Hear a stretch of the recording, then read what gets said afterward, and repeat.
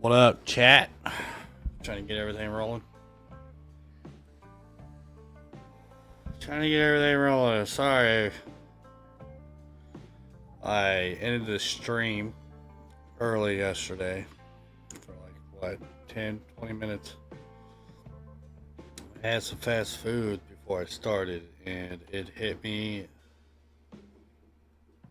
really quickly, and I was instantly drained and tired. So I went lay down. I was gonna get back up in an hour to go and stream again, even though it was my birthday yesterday. So kudos to birthday stream to me. It only lasted 10 minutes. So I fell asleep and didn't wake back up until time to go to work this morning. So I do apologize. Today it's not gonna be like that. Okay, tonight it's not gonna be like that. We're gonna get some We're gonna get some playtime in. And hopefully tomorrow we'll see a patch, an update, PoE 2. Be nice. Right now I'm restarting my computer and starting it back up.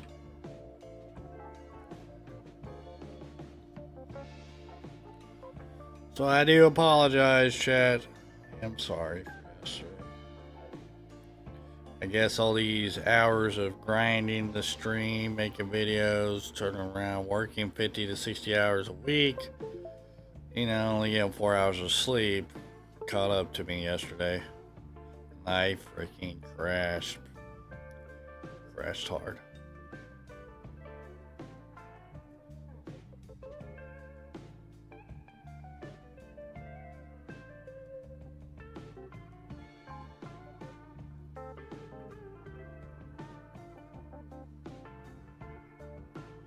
Now, back at it again.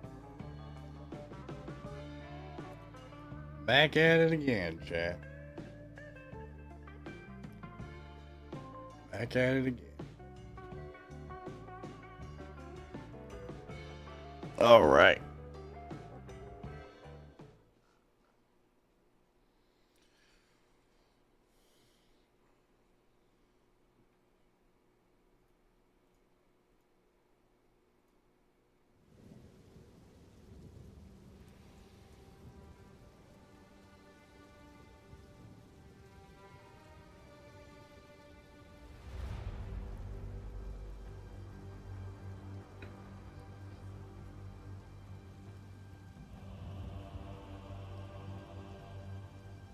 It ain't coming live until the 4th. Oh my. What? Are you sure?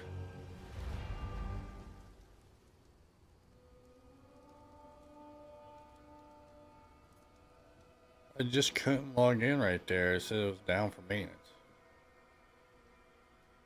Oh, what a world.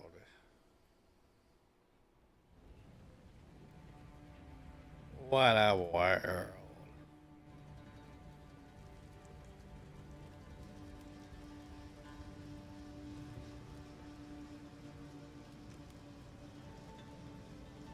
Oh, wait a minute.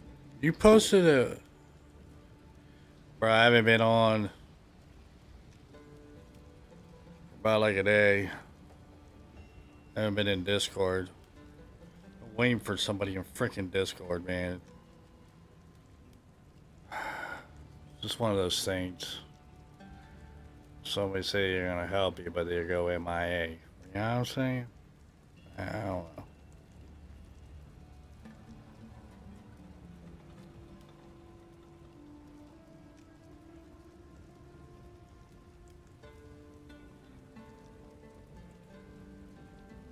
Massive hit, nerf. Yeah. Of course they are. It's a PvE game. Why not nerf everything? Right? PvE was nerf shit. Doesn't make sense to me.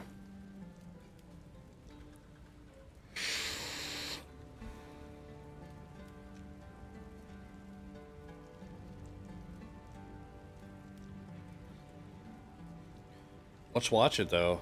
I did not see that you posted that in there, dude. I haven't been in Discord. About 48 hours. You just posted that today? 7 o'clock? Let's check it out.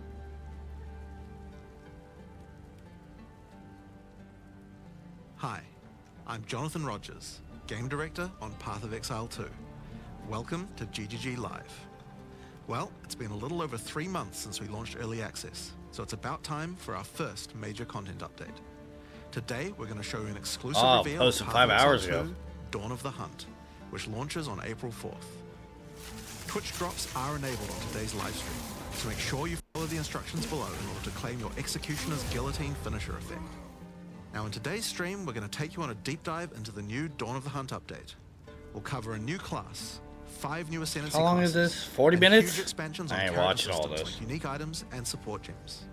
After that, it's on to the in-game improvements, including changes to systems, a bunch of new encounters, and lots of other content. We're going to finish up today with a live Q&A session where Ziggy D will ask Path of Exile 2's game directors, myself and Mark, your questions from Twitch chat. Now we have a lot to cover today, Well, listen so let's here, get started Freddy. with the You trailer can't say for Path that of they Exile don't 2, want people Dawn of the Hunt. one-shotting. Okay. Pinnacle bosses. Alright. Okay. Or one-shotting bosses. I saw your build on PoE 1. Clearing maps and clearing bosses like it was nothing. Okay. So I think this is the going trend for PoE. Making builds and clear maps and clearing bosses as fast as you can. So, I mean, they can't really gripe about that when PoE 1, you said that you can do that. So I don't see what's the big deal. And besides, to get your stuff up there, you gotta have some money, man. You gotta have some in-game currency. Especially a lot of these people are playing with, man. They're like dropping like 600 divs. Okay, I'm just saying. Not trying to make an argument here, but kind of am. I mean, saw your build of PoE 1, bro. I mean, come on. All right, we can't roll with that. We can't be saying no. We gotta nerf these builds for clearing maps and stuff like that. They're doing it too quick. No, that's seems like the PoE go-to is to clear maps, make builds, clear maps faster, clear bosses faster, right? That's what you try to do. I mean, you can't take that away from the players. And besides, it's, like I said, it's PvE, man. It's not like you're going against other players. Takes a lot of S to get, not S, that's Eve. It's taking a lot, it takes a lot of divs to get these builds to crank out stuff, quick, right? Just like your crit build. It's not perfect. Yeah, maybe on the cheap end. But it could be better, right? If you have more divs, put more divs into it. See what I'm saying?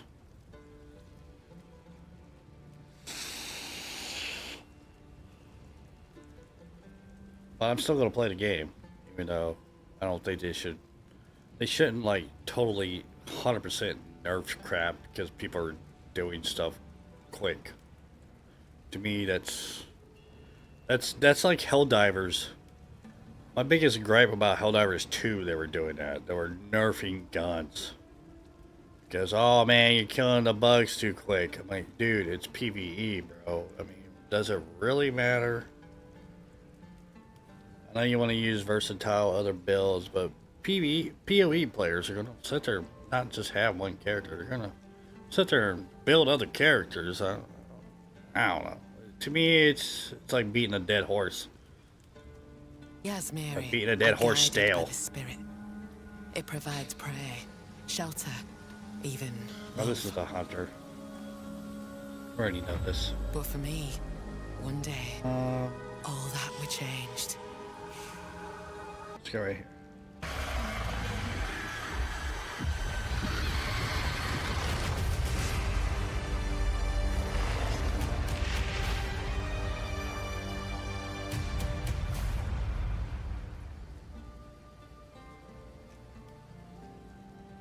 Oh, April 4th. As you can see, in Dawn of the Hunt, we're introducing the first new class since early access to PoE 2, the Huntress. The Huntress is a spear-wielding Asmeri warrior. Born into a society with strict traditions, she was exiled from her homeland after using the power of a skill gem to defend her village. As a dexterous spear user, she specializes in both melee and ranged combat, dashing into and out of battle. telling you right now, Spears have I would not be extended using range this and a short character. dash, but unlike other melee weapons, you can also throw them. I don't like. In order to make Melee. a hybrid ranged and melee character work, we had to do a lot of thinking about ways to make it fun to both enter and exit melee range. The first skill you will get as a huntress is Whirling Slash. As well as striking in a circle around you, this skill creates a whirlwind that blinds your enemies. Leaving the whirlwind will make it explode. The more Whirling Slash is used, the bigger the whirlwind, and the bigger the explosion. Once you're out of there, you'll want to follow up with something ranged. Whip Bro, your I spear would not around be to using shoot this twisters class. towards your foes. These This class seems too slow. I want stuff to do stuff fast. This looks slow. Next. New ascendancies. That's Those are not something the only interesting. ascendancies in Dawn of the Hunt. We've added a new ascension class for 3 of the other existing classes too. Oh, they only added to 3 First classes? up, for our warriors out there, we have the Smith of Katava. What? The warrior is a Not doing blacksmith in all origin, 6? taught by his father Renly. What's all With this that? ascension, you can take your smithing skills to new heights by embracing power from the insatiable one himself, Kitava. Smiths of Katava are master blacksmiths and have the ability to forge their weapon, quite literally. Using the Against the Anvil notable skill, you can enhance your weapon with fiery destruction before any battle. After doing Gotta so, do your that attacks will every release time. explosions on hit for maximum devastation. I guess that's cool. You can also use the power of Kitava to summon an animated copy of your weapon to fight alongside you. Oh, that's pretty dope. A great blacksmith can do more than just forging their weapon, though. Their armor can be enhanced too. Now, you might think this Ascendancy class tree looks a little abnormal, and you're right. There's a lot of notable skills all disconnected at the bottom there. By taking this point here, which is free to assign, your character is unable to equip body armors with mods of any kind. And it's So your free? body armor must be Okay. modded. Sounds like a downside, right? Except now, in true blacksmith fashion, you get to craft your own body armor by taking those disconnected notables with your points. If you want your body armor to grant life, take this notable. If you want resistances, take this one. There's so many choices. Think of it like you're crafting your own body armor, just in a more literal sense. Now, let's move on to those who prefer the reassuring feel of a crossbow in their hands, the mercenary. Alongside the existing Ascension classes, the Gemling Legionnaire and the Witch Hunter, you can now play as the Tactician. The Tactician is a former Blackguard elite. Free from the duties of a Blackguard, he is able to use his training to decimate the monsters of Rayclast and earn a healthy income doing so. This training comes in the form of various skills like Suppressing Fire, which causes all projectiles to pin enemies. When combined with the Right Where We Want Them notable, your pin not only stops your enemies from moving, but stops them from performing actions too, similar to Freeze. Huh. With a soldier's training, the Tactician also works well cooperatively. Using the Whoever Pays Best notable, you can place multiple banners at once. The Watch How We Do It skill gives a portion of your weapon's damage to your allies as well. But if that isn't enough, you can also command your army of off-screen archers to unleash hell and carpet an entire area with arrows. Finally, Witch players will be able to join their legions by becoming undead themselves. In Dawn of the Hunt, we're introducing the Lich Ascension class. The Oh, Lich is a master of chaos and curses and could sacrifice her life to enhance her energy shield. The Crystalline Phylactery skill allows you to nominate a jewel in which to contain part of your soul, massively increasing its power. There's just Okay. one downside to splitting your soul this way, though. If you have no energy shield, your mana costs will shoot up. The Necromantic Conduit skill causes you and allies in your presence to have unholy might, granting extra damage as chaos damage. Rupture the Soul makes enemies you curse explode with chaos damage when slain. seems like they're really trying to get into this Dominion over chaos. Flesh allows you to apply an additional curse. It's safe to say you'll be the true master of the occult by choosing the Lich class. So Dawn of the Hunt has the Huntress and 5 new Ascension classes, but it doesn't end there. Now you Let's say take a look at 5 some new of these Ascension skills. classes? Now you may remember we previously talked about the Raise Spectre skill. It's finally complete, and it will be made available in the upcoming expansion. It can be found in the occult skills on the skill gem crafting panel. Raise Spectre is a skill that allows you to trap the soul of almost any monster in the game, which you can then summon in the skill panel. Spectres cost spirit and will revive automatically if they die, but the spirit cost varies based on the power of the monster. You could summon an army of weaker monsters, or a few of the more powerful monsters. You can combine them with your existing skeleton minions, or summon exclusive. Please tell me you can summon a boss. How you want to customize your army of the undead. Please tell me you can summon a boss. Hundreds of monster variants in Path of Exile 2. It's safe to say you'll be experimenting with this one for a while. We look forward to seeing which monsters serve you best. Now let's move on to our next skill. And do you keep Since it? we've been talking about summoning undead so much, let's have a change of pace and summon something a little more alive. In Dawn of the Hunt, we're adding the Summon Rower skill. Summon your friendly rower to aid you in combat as a minion. You can also mount your rower in combat at any time, allowing you to move at full speed, even while shooting arrows or throwing spears. Huh. Be wary though, if you take too much damage while riding your mount, you can be knocked off and get overwhelmed. It's worth keeping an eye on your stagger bar, as falling off the mount can mean almost certain death. On the topic of new ways to enhance your character, let's talk about support gems. Support gems are used to modify your skill gems in meaningful and interesting ways. Currently, we feel that a lot of builds have insufficient options here. To alleviate this, we're adding over 100 new support gems. Over Hema 100? crystals will enable a new kind of bleed, Bruh. turning the damage of a target into explosive Vile crystals. That looks like a Alignment cool is one. support gem for bow attacks, which can reward skilled players with good positional skills. Caltrops will allow you to litter the battlefield with hazards, slowing your foes as you flick spears through their Can't use the ranks. skill on one boss, There's dude. more for every Come playstyle, on, such as man. Enormity, Give me what I wish for. unsteady tempo,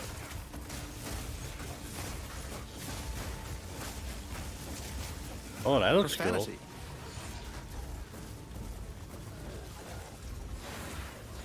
retaliate,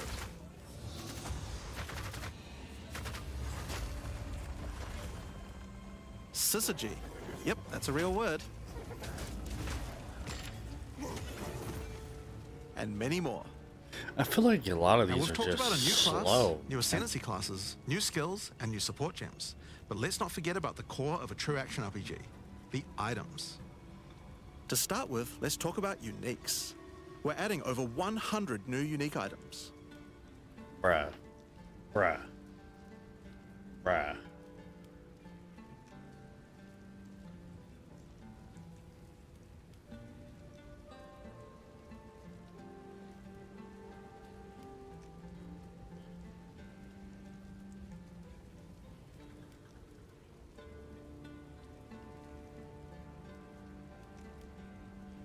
Bruh.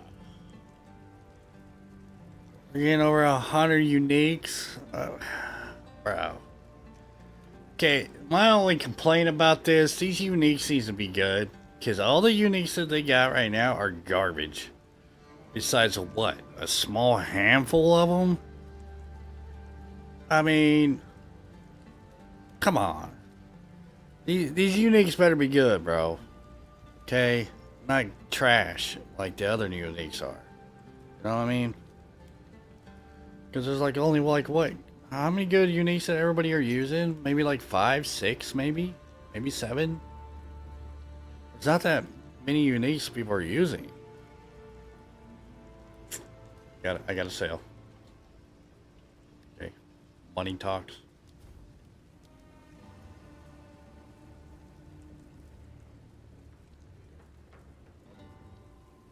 Yeah, I know it's early access.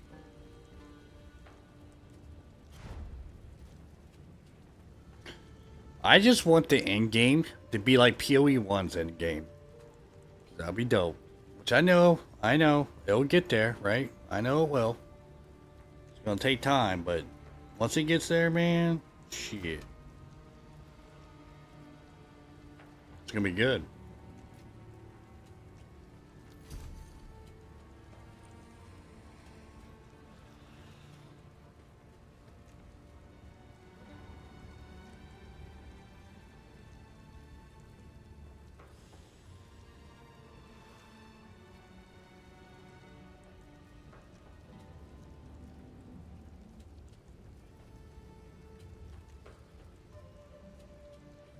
Yeah, I'll keep watching. I had to sell.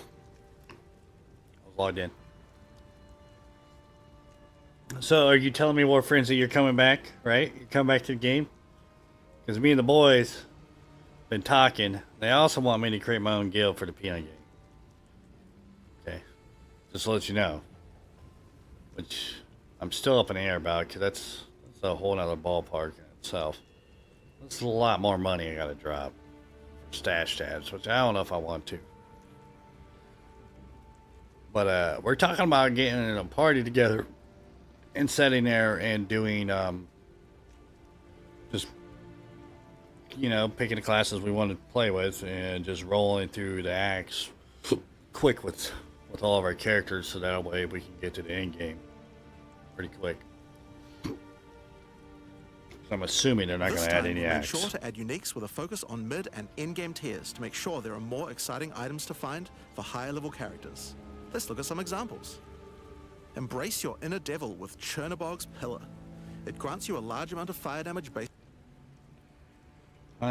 So, okay, are they actually going to do something with armor? Because armor doesn't mean crap in this game right now. They better do something with armor. They better do some armor things. You know what I mean? Armor really doesn't do crap right now. It doesn't do a dang thing, man.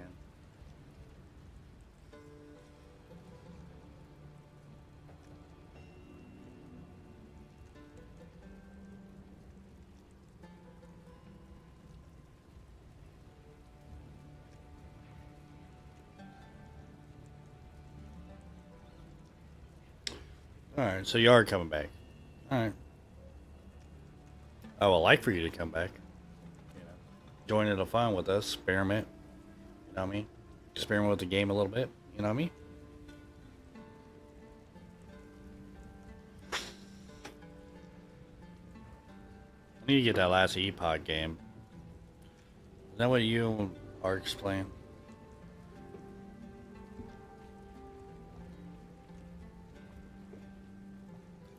Okay, so they're adding this unique.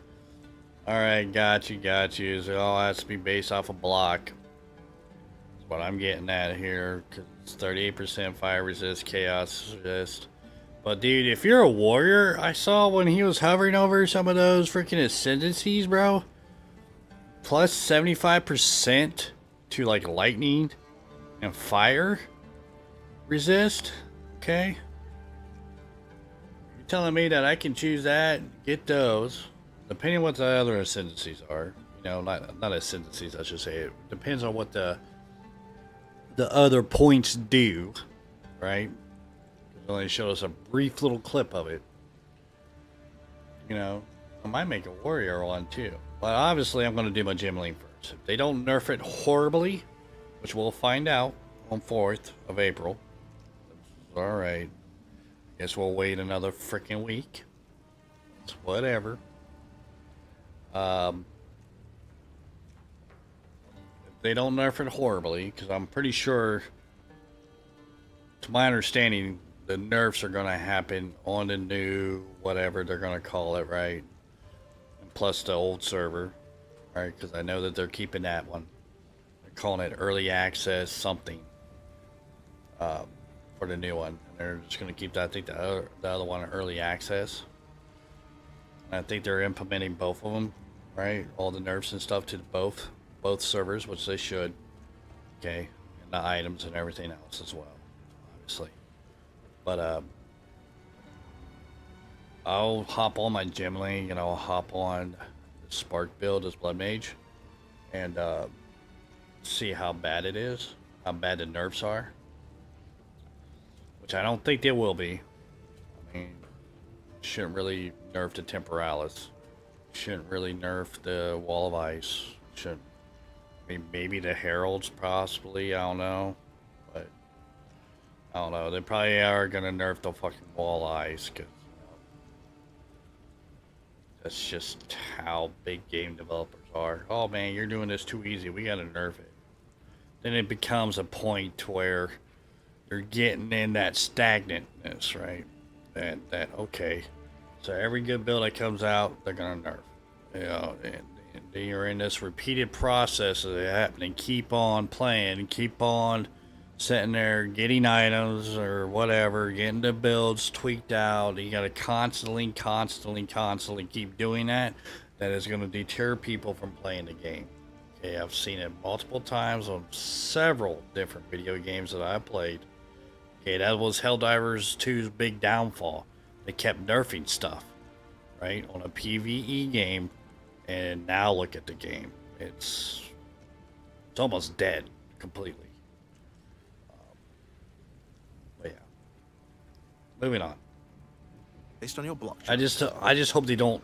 The coming F it calamity up, allows man. you to become a true master of the elements, granting you all 3 elemental herald skills. Without Bruh! Oh, you know that this right here, this staff, is going to replace the Pillar of God. And this thing's going to be worth like 100 divs right off the rip. I guarantee it. Guarantee it. If I pick this damn... Dude, if I'm grabbing this thing, bro, I'm selling it. I'm not even selling it. I'm keeping it. I'm going to make it up for the leveling build. Because, bro, adding all 3 heralds... Oh, and plus 37%. This must be the max. This must be the max. This is probably what you can get max. Right here. Plus 37% to all elemental resistance. Enemies in your presence will have no element resist. Oh my god. Bruh. Bro. Jesus. Maybe they are doing something. Maybe they finally figured it out. Okay, all of our uniques are trash. Everybody's only using like 7 or 8. We need to change this up. It's about time they listen to the community, bro.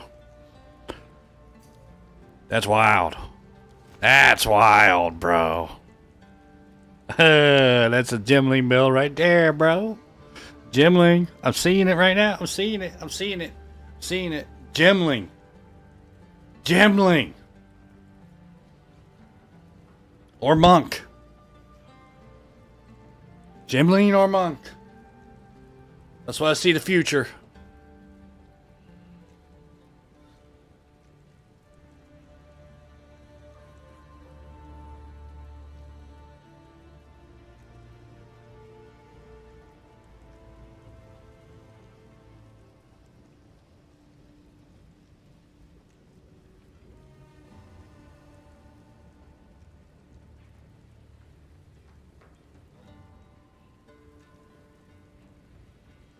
Stash tabs you just buy with in-game gold you earn?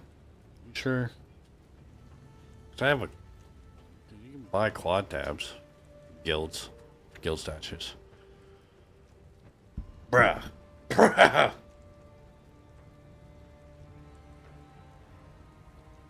costing any spirit. At the same time, it penalizes enemy resistances. Wastegate is a belt useful for builds using a single resource like Blood Magic or Archmage builds. With this belt, you can use 2 life flasks or 2 mana flasks. It's up to you. Now, we could go through these all day, but we'll leave most of them for you to discover. Suffice to say, though, we want there to be way more cool things to find. Over time, our goal is to add a unique to every single base item type at a minimum, so that you can chance any base in the game. Now, given that we have the Huntress, we have a set of unique spears from early game all the way through to end game as well. One example is Scyther's Spear. It's 22 to physical damage, 27 to fire damage, 20% chance to cause bleeding on a hit. Aggravating any bleeding with the weapon also aggravates all ignites on the target. 10% chance to aggravate bleeding on a hit, cannot use projectile attacks. Well, that's dope. Single target thing. That's stupid.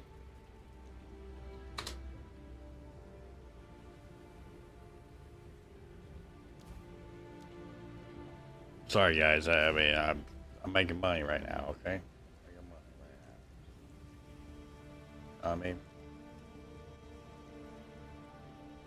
sitting here idling away. You can have this. I want to spend some divs on it, bro. Get a better roll.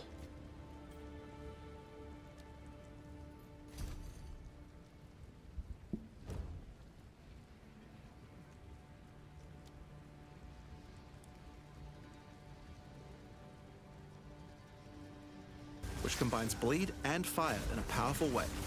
It See, allows your I don't attacks to be like... aggravated, dealing substantially more damage. I don't like melee Introducing weapons, a suite man. of unique bucklers with some interesting parry mechanics. Calgyra's Arc, for example, allows you to parry projectiles from any distance. And we're also adding our first unique charms. Bayra's Anguish will not only protect you from Ignite, but will also emit a devastating Fire Nova whenever you do get ignited. In sum, there's just a ton of new uniques to find. We can't wait to see the weird and broken builds that come out of it. Now we also want See, to they want a broken build. I don't know why they nerfing crap. We'll be continuing to add and improve the options here. We have various new crafting tools that have been added as rewards to many of the different types of new content that we're adding. But for now, I just want to mention the changes to runes. Runes add commonly available mods, but since they only have one tier, flat damage mods tend to get outclassed by in-game. So we've changed runes to have multiple tiers, allowing you to get higher tier mods than before. Nice. The plan is to significantly expand the number of more specialized mods for crafting using socketables as we add new content over time. And the first new set of those comes from what we're talking about next. In Dawn of the Hunt, we're adding Asmarian Wisps, which can be found throughout both the campaign and the endgame. The Asmari spirit has made itself present in Rayclast, and it appears to be trying to warn, or maybe prepare us for the coming darkness. You will first encounter a manifestation of it in the Grellwood in Act 1, where you'll meet Delwyn, an Asmari hunter who is trying to find out what exactly is causing the spirit to behave this way. As you approach the wisp, it will flee, leading you past monsters. Any monsters it comes into contact with are infused by it, making them more powerful. Each spirit is associated with a specific revered animal within Asmari culture. This one is a wisp of the Great Bear, and grants enemies extra life and stun. The wisp moves faster the closer you are, and as you move away, they slow down to wait for you. But if you get too far away for too long, they'll dissipate and return to the woods. As you continue to chase the wisp, it will find and possess a rare or unique monster, granting it a new powerful ability. Because this was a wisp of the Great Bear, this monster now also has increased life and stun. But on top of that, it will periodically summon a large spectral bear that slams with wild fury. If you're able to defeat this foe, you will be rewarded. For each monster that was infused and killed along the way, the rewards will be increased. Each wisp has its own mechanics. The Wisp of the Winter Owl is a primal wisp that causes enemies to deal extra cold damage, gain energy shield, and release wind vortices on death. When infusing a monster, they will call down large tornadoes to protect their host. The Wisp of the Wild Cat is a vivid wisp that causes affected monsters to deal more critical strikes and become more evasive. When it infuses a monster, it will summon a barrage of feline spirits that will attempt to tear you limb from limb. If you're lucky, you may even find sacred wisps that can do some pretty crazy things to the monsters they influence. Like the Wisp of the Cunning Fox, which turns normal monsters into magics, magic monsters into rares, and rare monsters into actual bosses. Asmarian Wisps can drop a new set of socketable items that allow you to craft a wide range of interesting new mods on.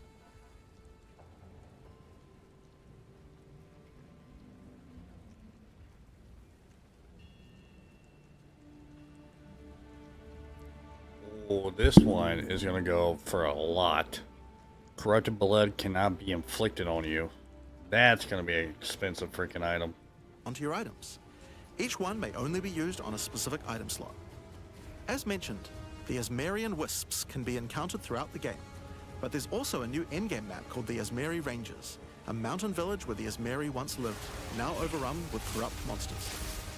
This map always has multiple Asmarian Wisps in it, and familiar, yet not quite the same boss fight. Asmarian Wisps can also be further modified by the endgame Atlas tree as well, and by tablets.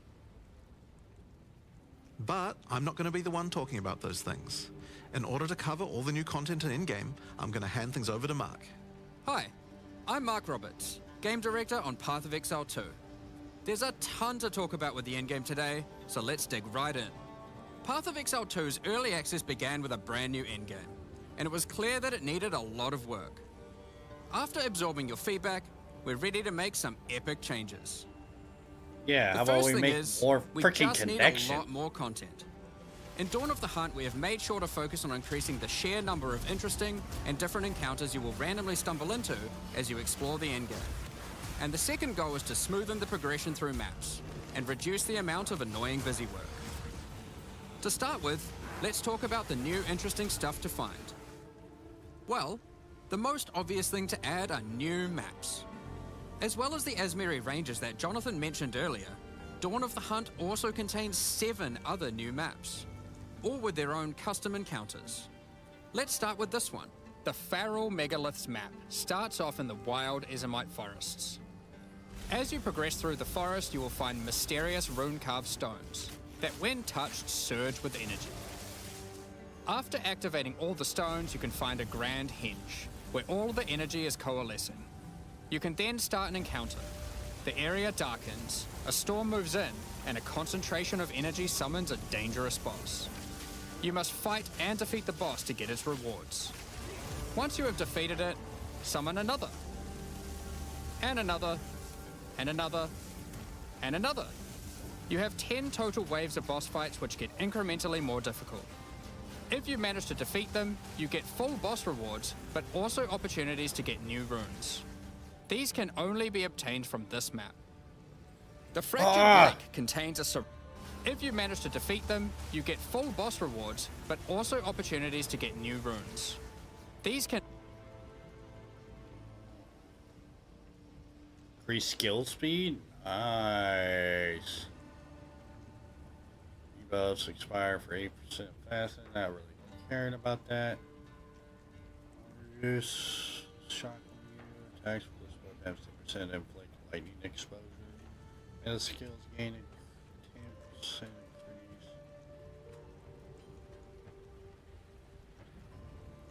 Minions. Okay. Can only be obtained from this map. The Fractured Lake contains a surreal waterscape with fractured mirror-like objects. As you move around the map, the terrain itself elevates from below, creating the ground you walk on.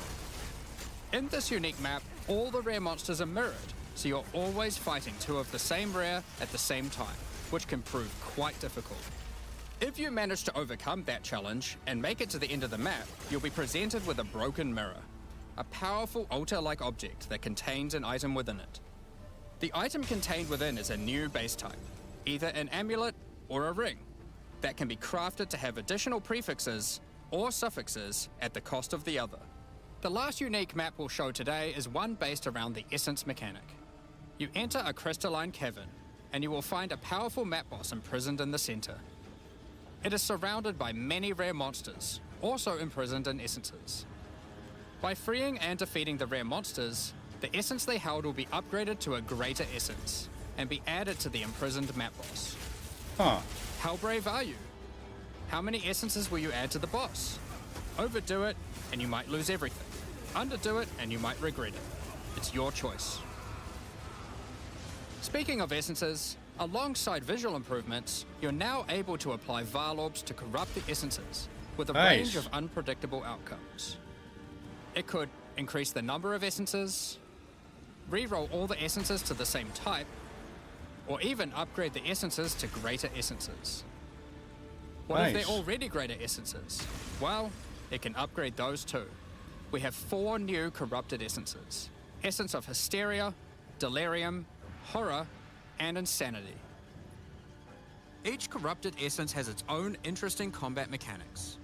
For example, the essence of Insanity causes you to question even your own mind, as monsters split into shadowy clones, and you must locate the real one before a devastating icy explosion freezes everything around it. Each of these has their own crafting outcomes. The essence of Insanity can be applied to a belt. It adds a mod that will ensure the next Varlorb used on the belt will guarantee adding 2 enchantments.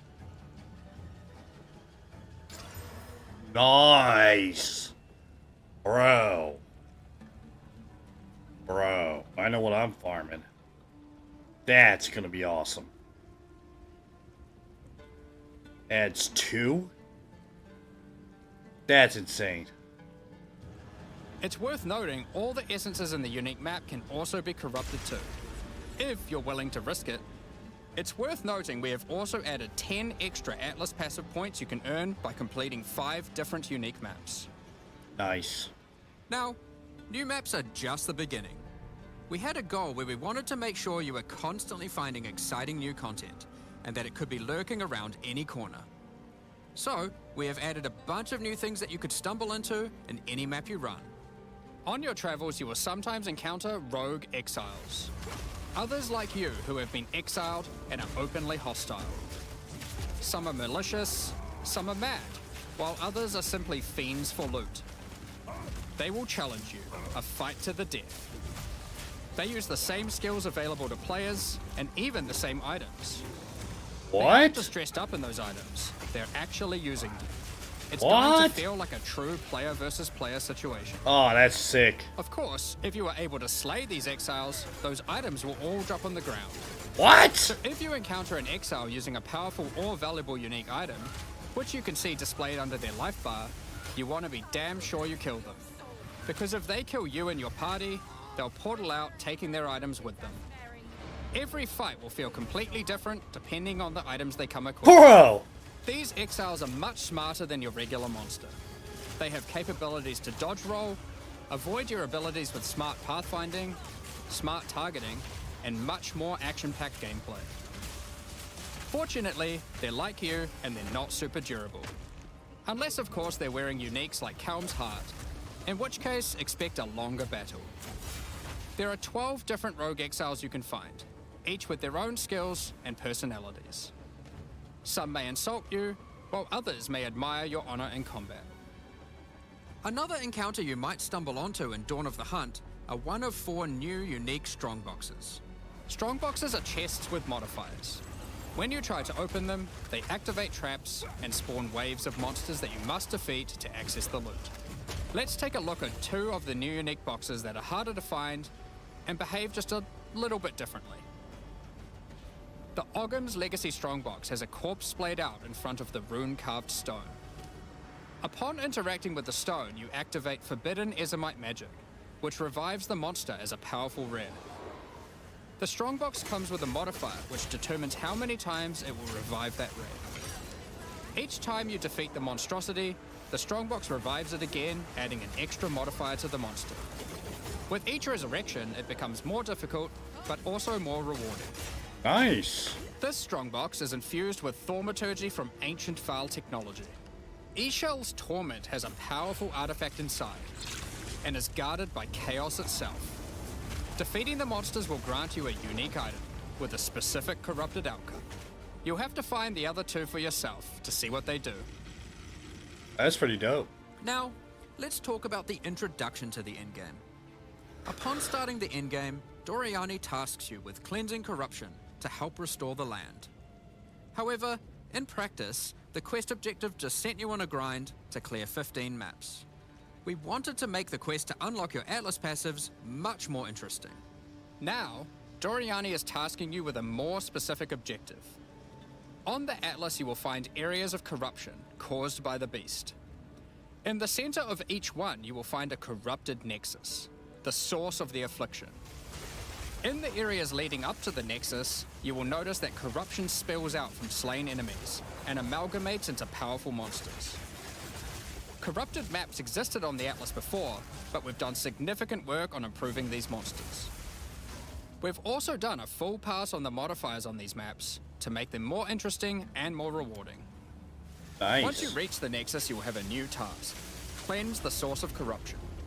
When you defeat the last rare in those maps, they will spawn one of 3 terrifying bosses, amalgamations of corruption itself. After defeating that boss, Doriani will come and cleanse the corruption for good. As the remains of the boss are purged of corruption, it coalesces into raw crystallized power, which you can use to gain points for your Atlas passive skill tree. The upgrade system that allows you to add and enhance content in your maps. We didn't stop there though. When you complete a corrupted nexus, all of the remaining surrounding corrupted maps will become cleansed maps. Cleansed maps also have new monsters, a new boss, and their own set of modifiers and rewards, including finding fracturing orbs by slaying cleansed enemies. Bro, that game's gonna be so These dope. orbs can be used in crafting on a rare item to cause one of its modifiers to become fractured. A fractured modifier is one that cannot be modified by any means. You are able to freely modify the item, ensuring the fractured modifier will never change. If you get the right item with the right mod, it can prove to be a very powerful crafting base indeed. You must now choose. Do you complete all the corrupted maps and then the Nexus? Or maybe you beeline to the Nexus, complete it, and do all the remaining maps cleansed. Both have rewards to entice you and challenges to assess. Now, let's You have just a dropped talk turrets. about towers. One thing we've had a lot of feedback on is the busy work around running towers and managing your tablets. The first change we've made here is that we have reduced the number of towers drastically, so there are now 1/3 as many as before, but we've made them much more powerful. Why? To start with, Bro. tablets now inherently add twice as many mechanics. But that's not all. Running higher tier maps and towers now increases the number of mechanics applied by tablets. By tier 15, the bonus is double, allowing a single tablet to now add 4 times as many mechanics as before. So, we're running far fewer towers, dealing with fewer tablets, and affecting even more maps than before. But because there are fewer towers overlapping with each other, you won't get as many opportunities to stack different tablets. In order to solve this, we've made it so that each tower can consume up to 3 tablets at once. Oh, okay. You always get one slot on completing the tower, but if you can complete a tower with more mods on the waystone, you can unlock a second or third slot. Overall, this allows for even more juicing from towers, while drastically reducing the amount of busy work you have to do. On top of that, towers are much more interesting maps because they can now spawn with all mechanics, including bosses. That's gonna Each be tower annoying, map has though. a new boss. I'm glad that they reduced Let's take a the look at numbers a couple out. here. The boss fight of the Alpine Ridge map has 2 powerful witches contesting for territory. One witch has an affinity for ice, the other fire. Who will win? Hopefully neither. The boss of the Sinking Spire map is a remnant of the Val that has been charged with lightning. It uses a full suite of lightning abilities, but be careful. If any of them hit the surrounding constructs, they will power up.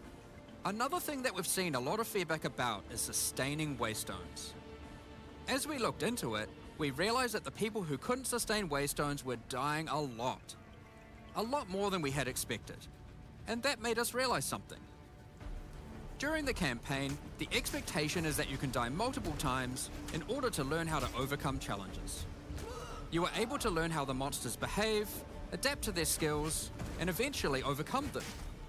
But as soon as you get to the endgame, you're effectively no longer allowed to die if you... They're doing it! They're doing it! By the time you are getting towards the end of endgame, we want you to have to be careful not to die. But it's They're gonna add more respawns. Sudden shift as you run your first maps. The first change we're making is you can now respawn and return to a map if you die. Nice! Continuing from where you left off. Giving us 6, aren't you? When you start the endgame, you get up to 6 total attempts per map. They did it As just you like add PoE more 1. modifiers to a waystone, the number of respawns goes down.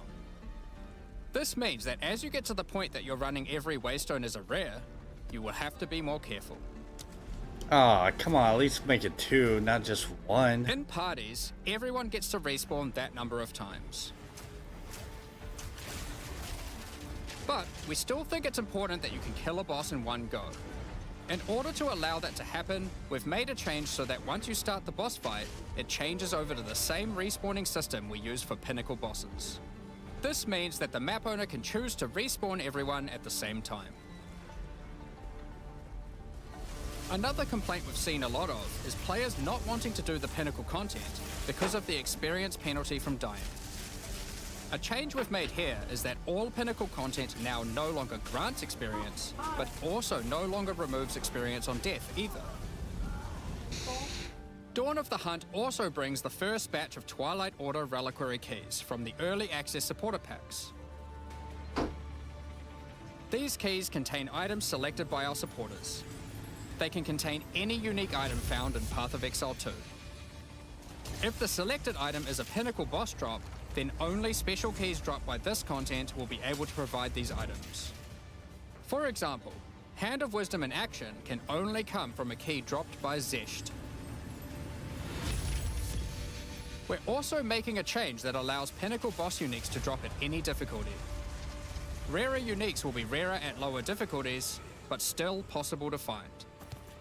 This applies to the drop chances for the reliquary keys from this content as well. Good. Should be like that. We spoke about towers and tablets earlier, but we have also added a suite of unique tablets. Nice. Each of these adds crazy interactions to the maps influenced by it. For example, this unique tablet allows you to run any map in a tower's radius without requiring connections. It What? can be quite useful for jumping gaps and traveling around your atlas. Thank baby And Jesus. this tablet causes all runic monsters spawned during expedition encounters to be duplicated, and weakens all expedition monsters that emerge from the ground. The Atlas tree has also been expanded, and you can find many of the new mechanics there. An improvement Oh my god, chat. In-game and PoE 2 just got 100 times freaking better. 100 times better. 100 times better, bro. Let's freaking go. About to get in it.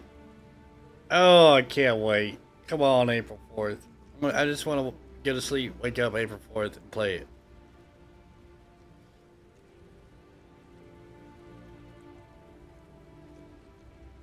Hundred times better, man. I can't freaking wait. to existing ones too. Nice. Now through this live stream we have mentioned quite a few new crafting options that we've added. New runes, corrupted essences, fractured mods and jewelry crafting bases. But we did have just one more crafting system to talk about. Recombination. Expedition was the only in-game mechanic that was lacking a crafting system, so that needed to change. Recombination is a mechanic that might be familiar to some players. It allows you to merge two items together, hoping to get the best elements of each on a single new item. This new crafting bench will be unlocked as you complete your first expedition, and requires artifacts found during expeditions to fuel it. Oh. The rarer the mods on the item you are combining, the more expensive the cost. That wraps up all the major in-game changes we're talking about today. With all the system changes and new content, we can't wait to get in there, start blasting maps, and obliterating monsters. There is one more thing we wanted to clarify before we move on, which is that all the content we've talked about today will be made available in the existing early access leagues, so you can play your existing characters. However, there will be new leagues made for those who wish to start in a fresh economy. It is recommended to start over and get the full new experience in the Dawn of the Hunt leagues. For all our existing early access players, we're really looking forward to joining you playing in this new update. For those who don't already have access and are interested in playing Path of Exile 2, Dawn of the Hunt, you are able to at any time purchase an early access supporter pack at www.pathofexile2.com. Additionally, the Paladin and Penance supporter packs are now available to purchase in Path of Exile 2 and contain 6 microtransactions each, and the full pack's face value in points. All the microtransactions contained within these packs are purely cosmetic and do not affect your character's power or progression in any way. Thank you so much for your ongoing support. Yeah, they got my money. I tell you what, I bought all the supporter packs, I ain't gonna lie. I did. I really did. But they said there's more. Are they currently available? Let's see. There's nothing. What's going on here?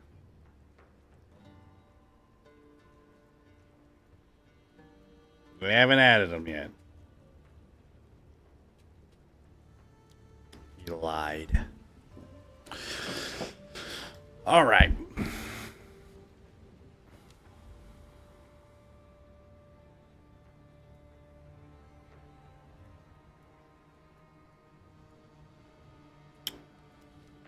Let's go right here.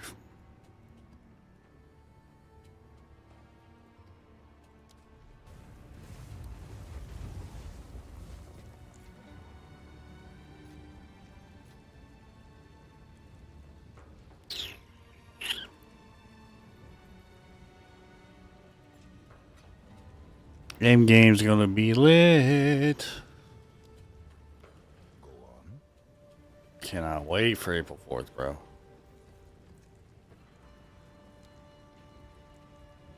Indeed. I Cannot wait for April 4th. It's gonna be good. It's gonna be good. A lot of stuff. End game's gonna be better. It's gonna be good. It's gonna be good. Still don't think they should be freaking buffing and nerfing the current builds, because obviously they're adding a lot more newer ones. So, just saying.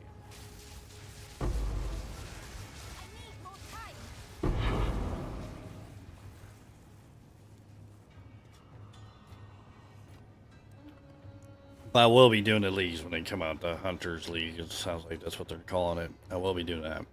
I will be starting over. But if I want to test builds, I'll just use regular league.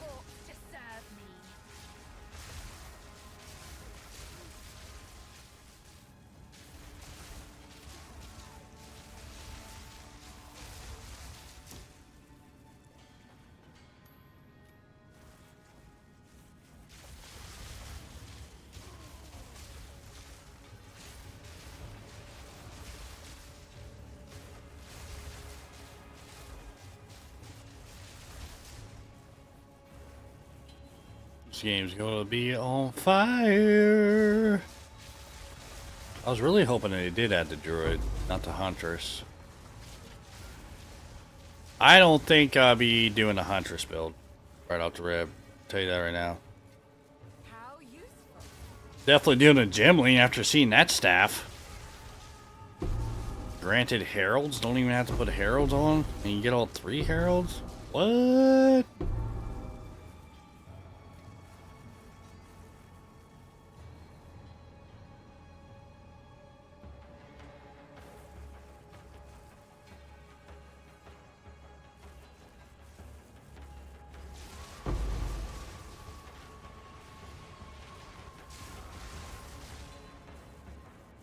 Yeah, that dude thought he was gonna do something.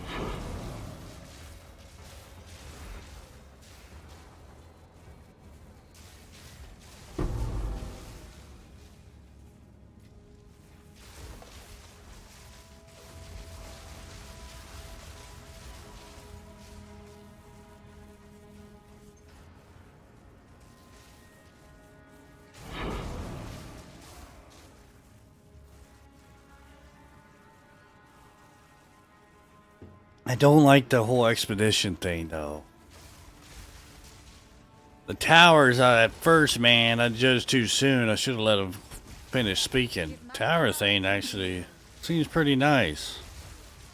They double the radius or whatever. They increase the radius of maps that the towers cover, but they also lowered the amount of towers that are in the game, which is good in my opinion. And since they did that, they did counter it for the lack of, because of all the towers. They're talking about taking them all out, right? Reduced them, numbers of them, but also increased how much they influence, which is nice. You can put up to three or four tablets in one, which is good. It's a smart move. Lower the number, but you can have more tablets in it. So in that case, didn't they just say that they're gonna lower the amount of tablets and being dropped? That doesn't make sense. Probably should keep the tablet drops the same as it is right now. Especially if you can put 4 in each tower or 3 in each tower, man. I don't think that's a smart move. We'll see. Now, if the 4th was already... I know, War Frenzy. I didn't see that you posted that video in there. I mean, you act like I already saw it and was already looked at it. No, I did not.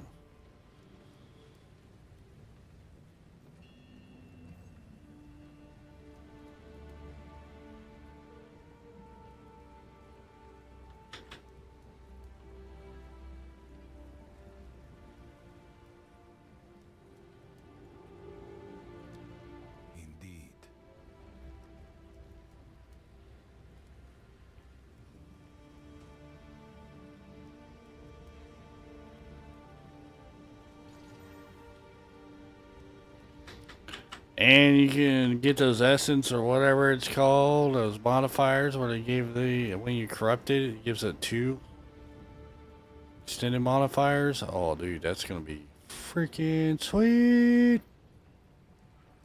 Sweet. You know what I mean? It's gonna be nice. Real nice.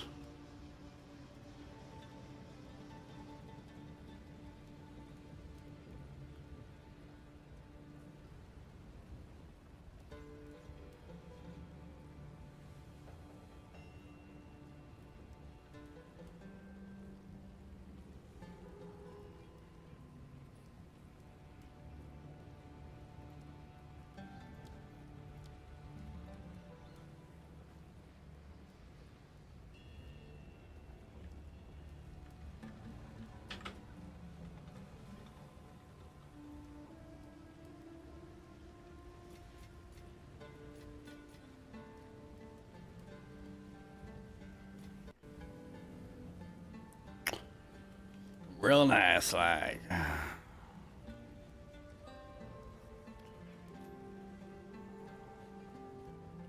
And they're also not going to take anything away from your current tunes and economy and the stuff you have on it. So that's also nice too.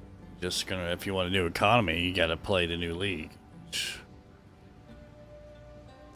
I think everybody's going to. I know I am.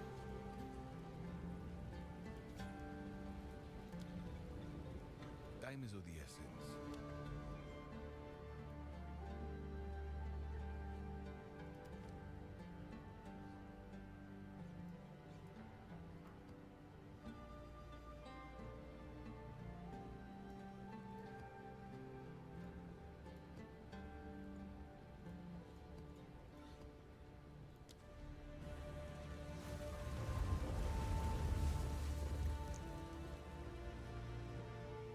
But it's nice they're not going to do anything what it's currently in.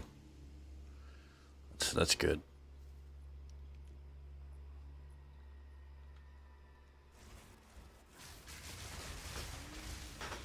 Just if you want a fresh start, you got to join the new league, which I think like 98% of everybody's going to do. Anyways. I know I'm going to. That's nice.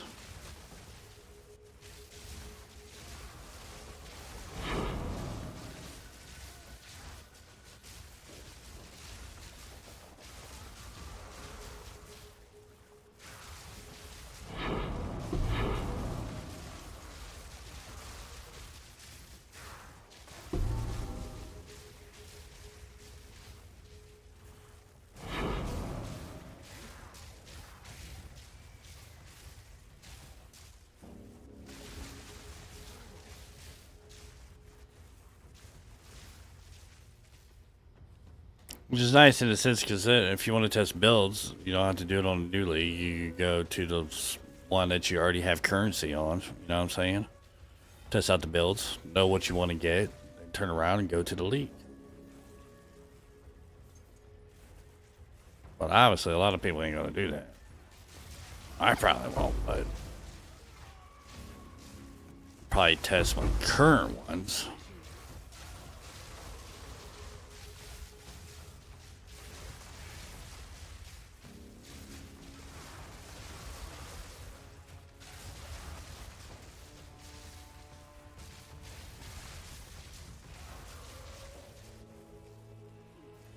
And all the new stuff they're adding. Yeah. Jeez. It's gonna be nice.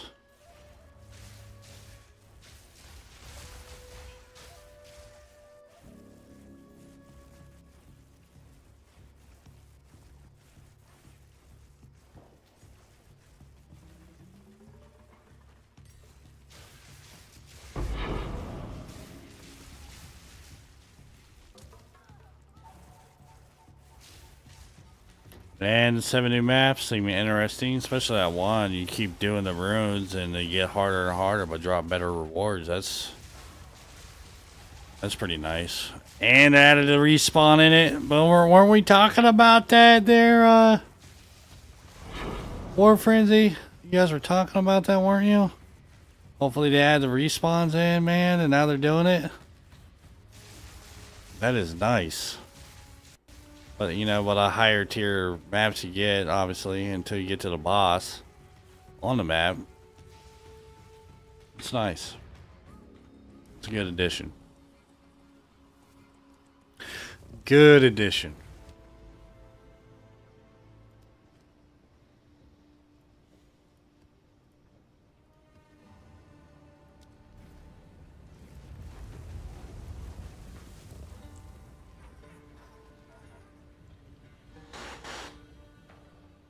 Dude, that's a lot of content for an update, man. That is a crap ton. Only thing I wish they did, maybe they are doing it but not gonna mention it, is at least the new axe.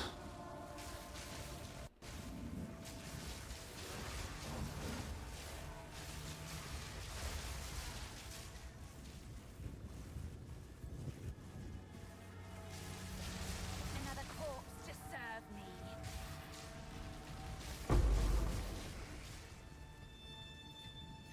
It's about time. So I'm more interested in how the story's gonna play out.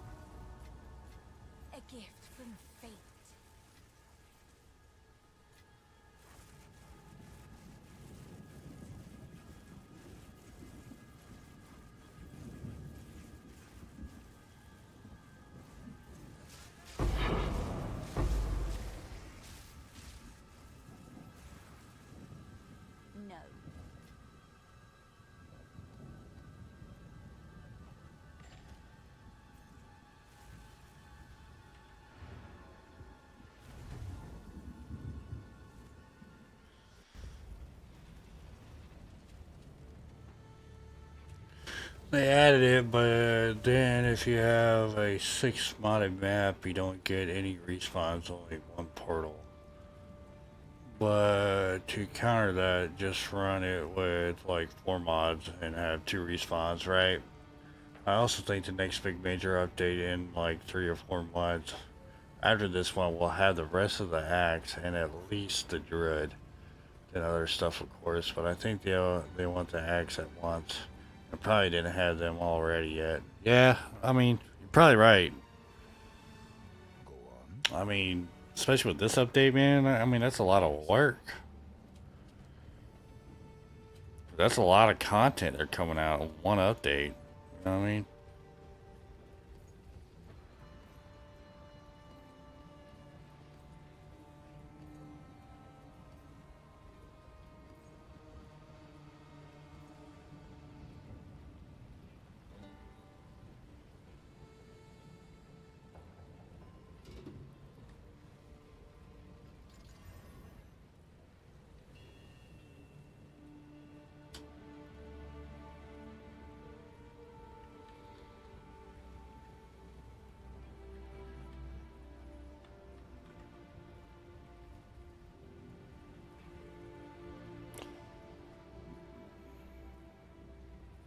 I'm hoping that this armor becomes a thing. You know what I mean? I'm hoping that this armor actually becomes useful.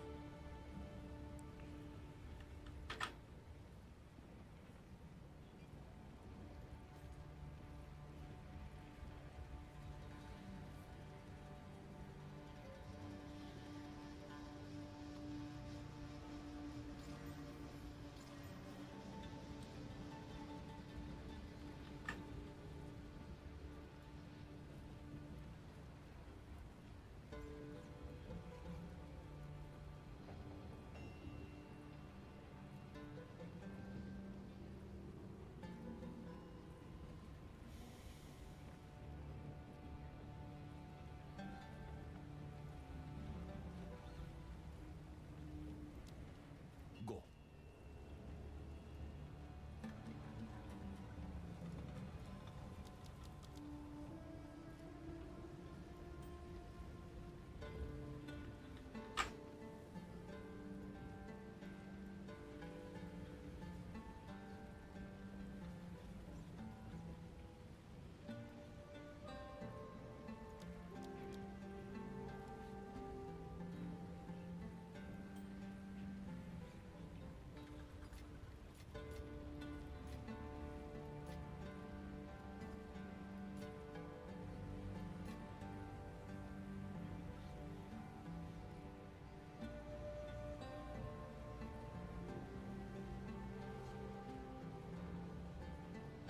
Increased damage with war cries.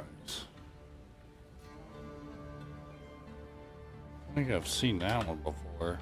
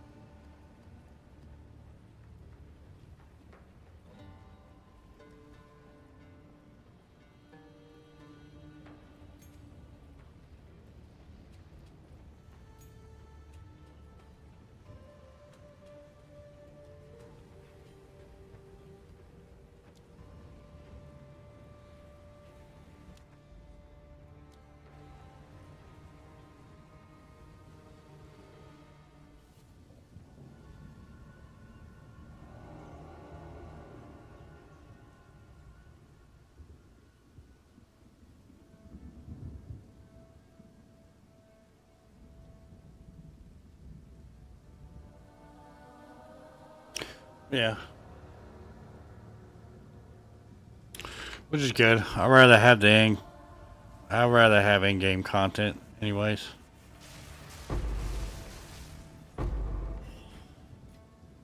It's about time.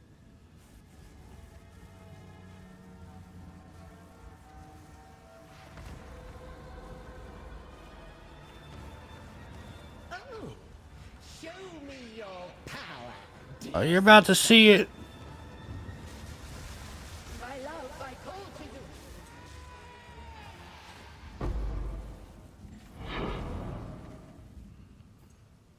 Well, she wanted the power.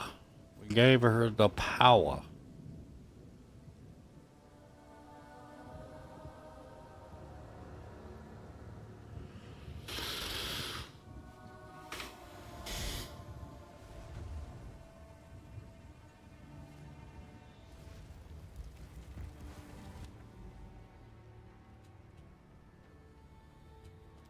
Well, let's see what this got's in it.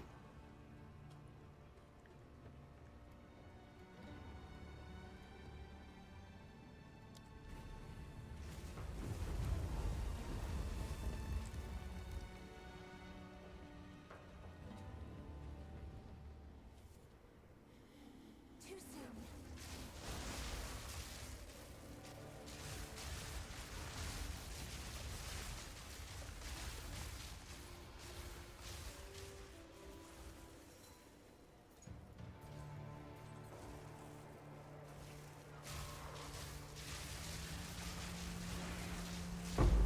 Another corpse to serve me.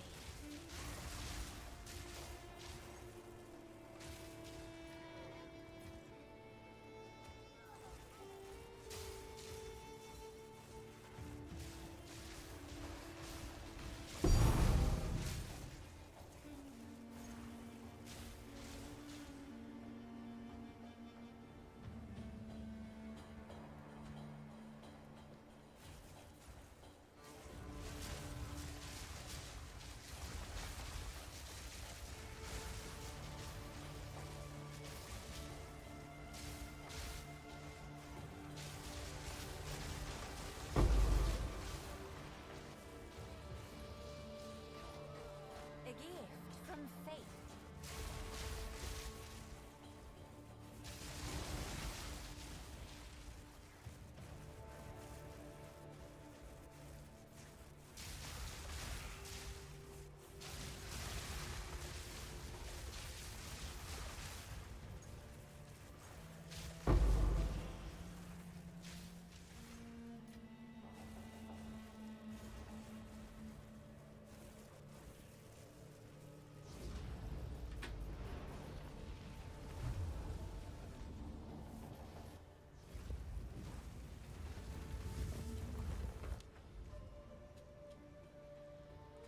And I wish they add something where you can zoom out farther.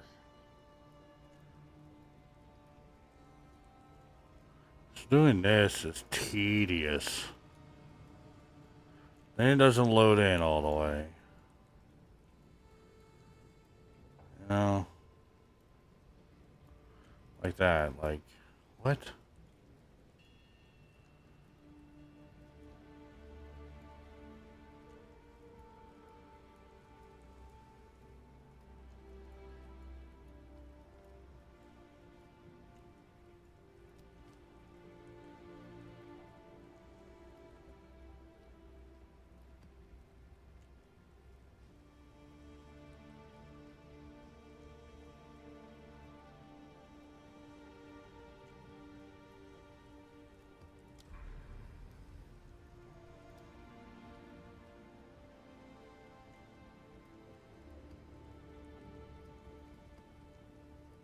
War Frenzy, you missed it the other day, bro. I found something.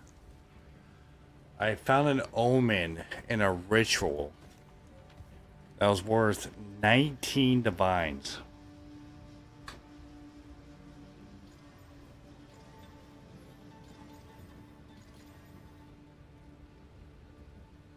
I can't make this up.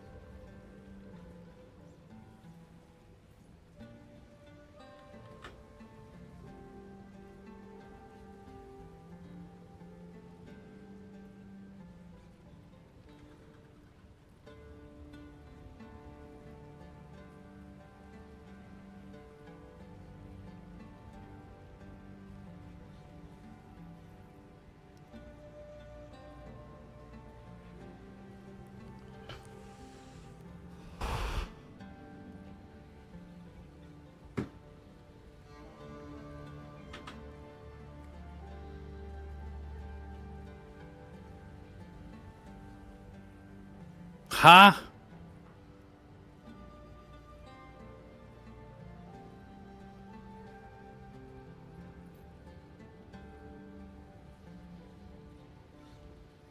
Bro, this thing was listed for a month ago. 600 divides. So because of the energy shield, I mean, this guy like shooting for the moon or something. Indeed. Let's,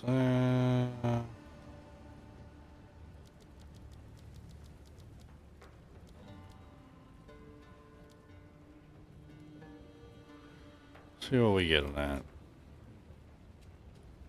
I'd have made a folder for all of my selling tabs, bro.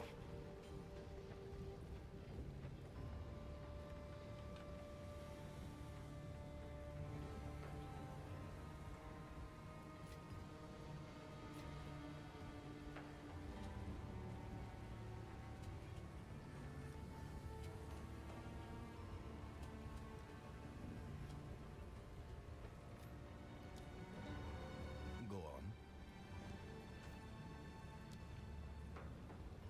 Go.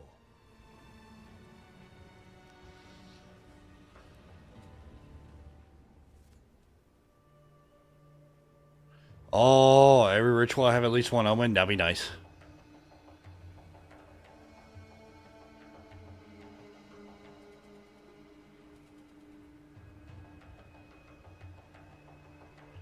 And I'm trying to make bookmarks for the Atlas too. That will be so nice. I said something about that the other day, dude. You know what I'm saying?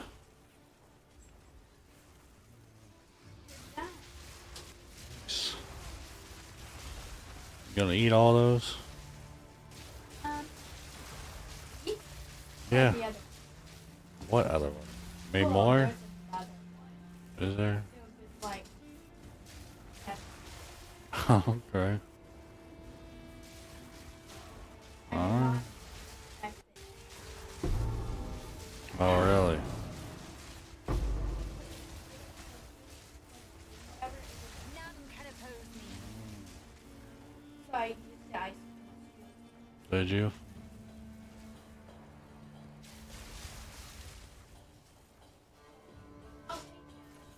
What? I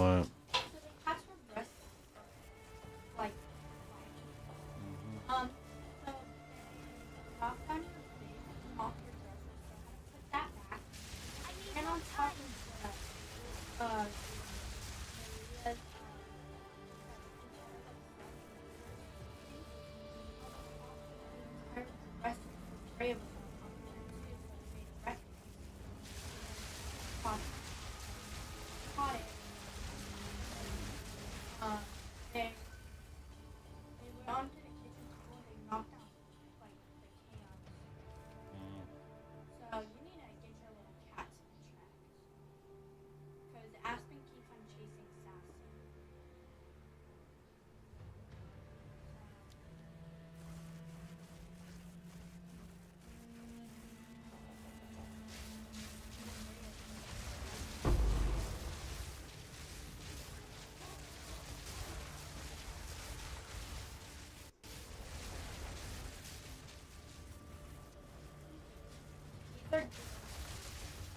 Are they?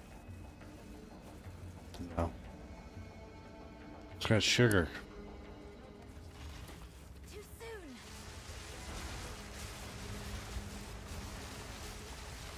I'm pretty sure you used that white chocolate on it, didn't you? Hmm.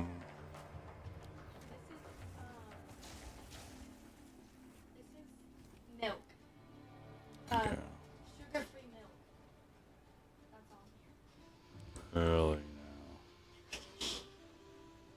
And then I made it into sugar-free chocolate.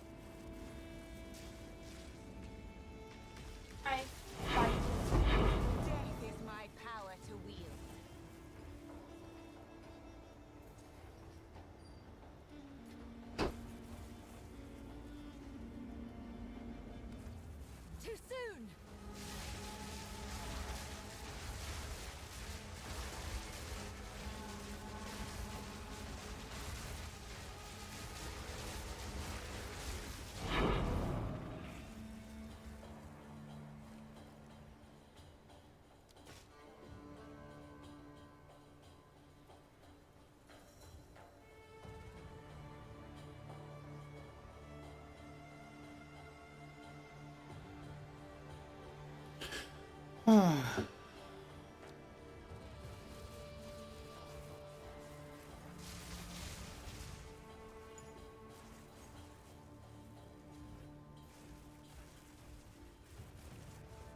yet.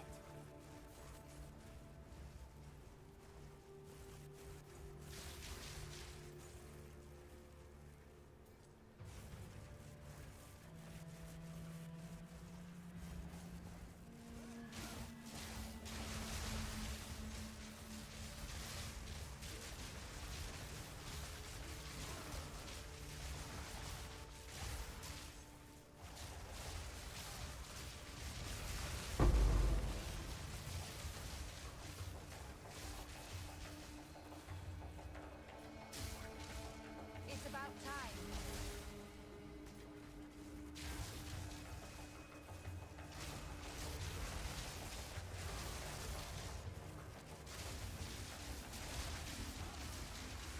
Another corpse to serve me.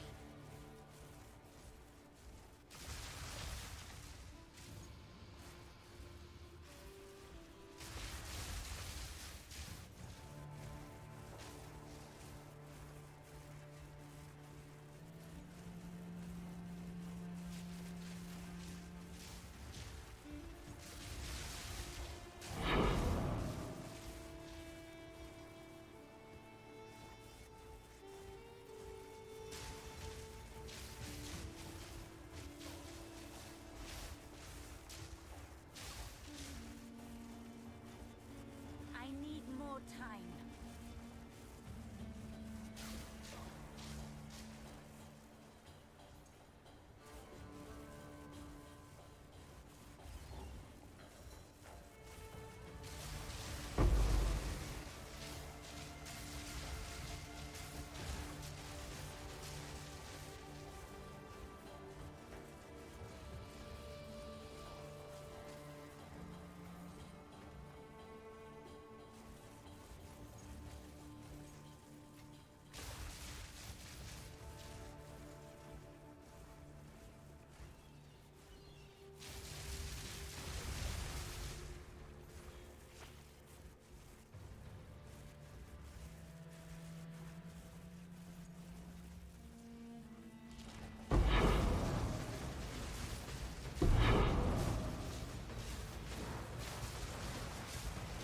Another corpse to serve me.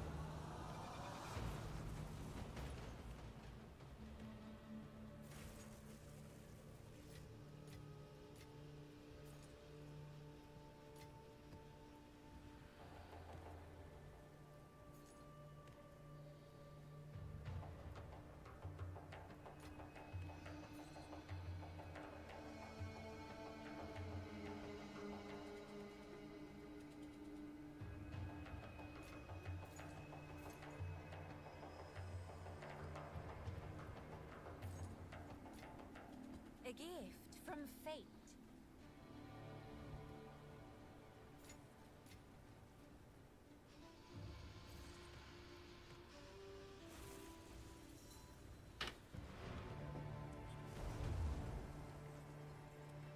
I'll have to go dinner then, but I'll have this up in large mode. Have a great stream, man. Happy late birthday, also. Oh, thanks, bro. Catch you later, War Frenzy.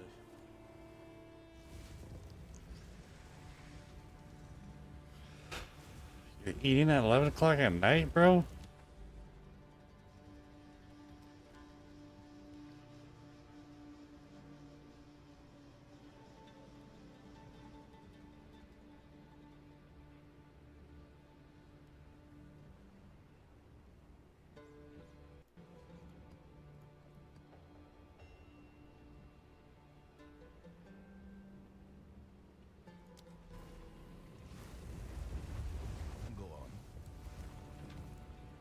Yes.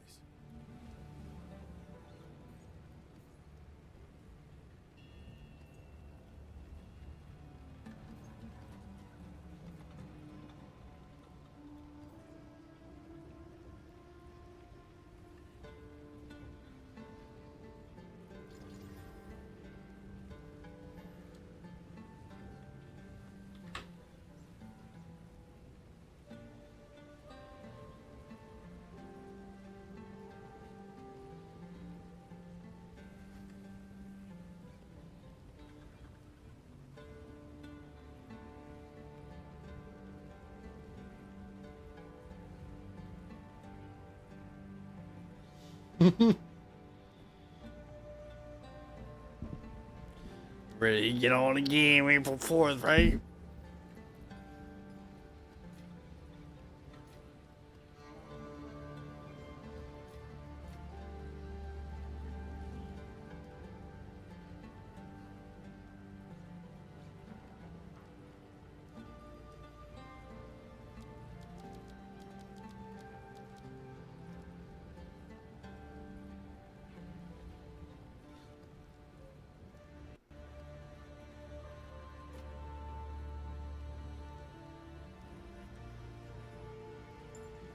I was hoping to get a new trial.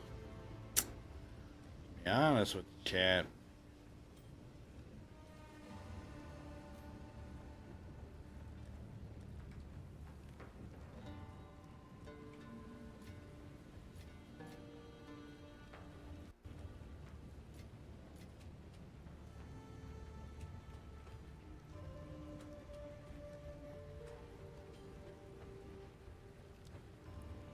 Hello there.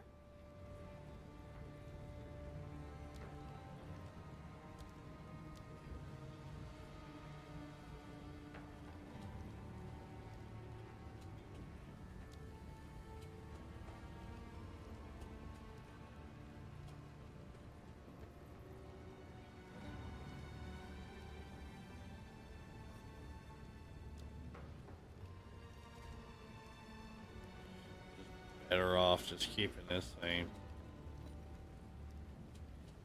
Ain't worth nothing.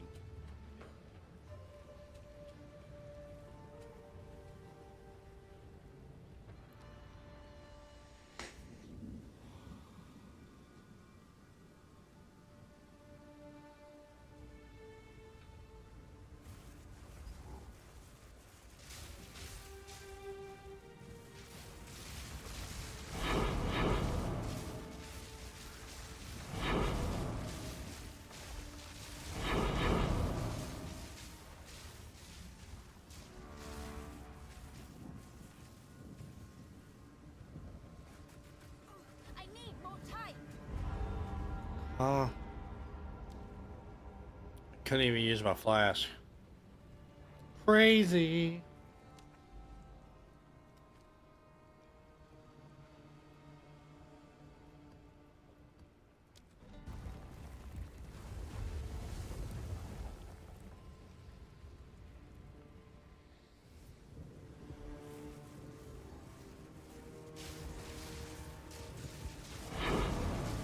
None can oppose me.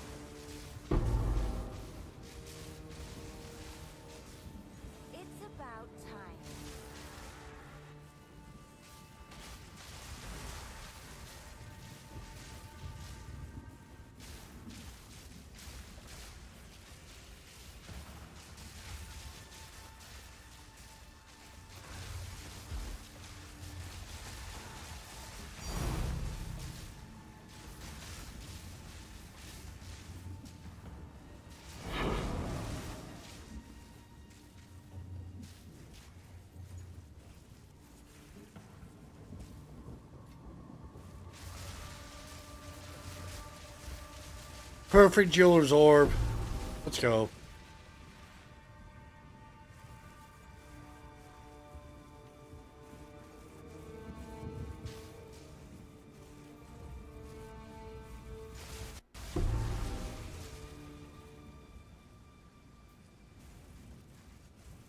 I need more time.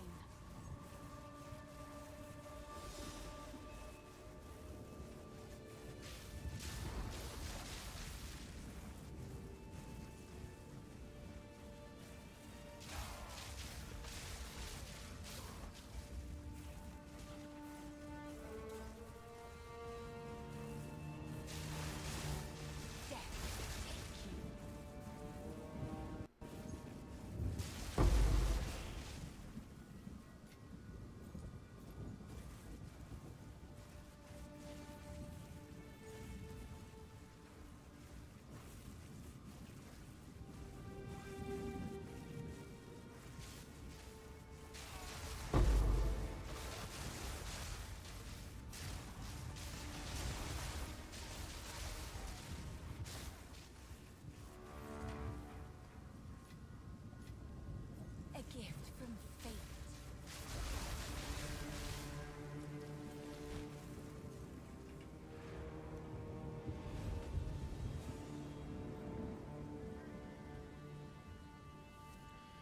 Cheers. Yes.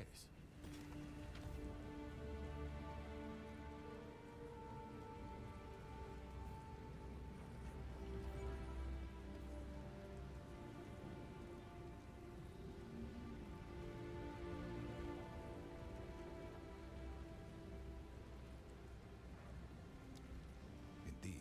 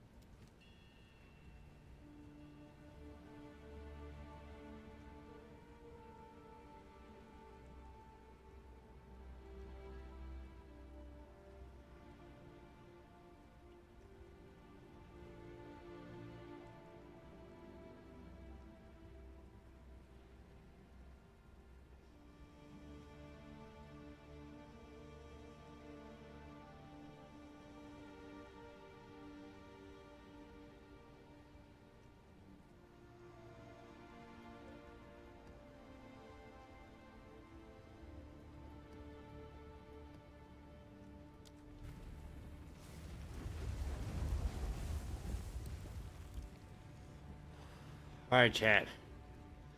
Let's hope we don't die.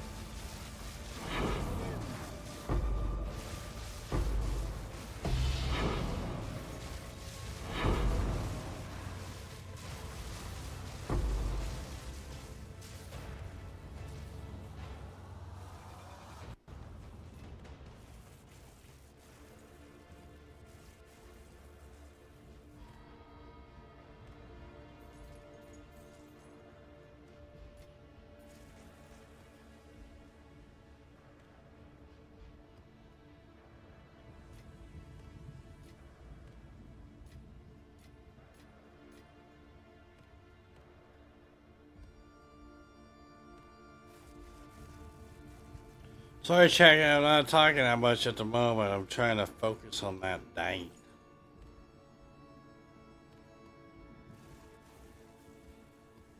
Believe it or not, with this build, we still do die.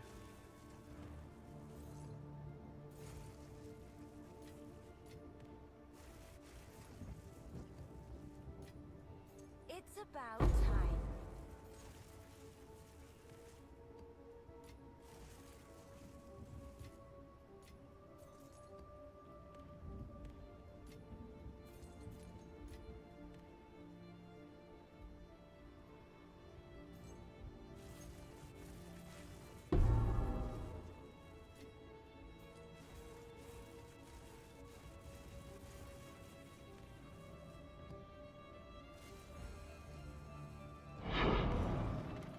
Ah, thanks, man. Thanks for the belated. I was starting to stream. The problem is I haven't had fast food in like over a month.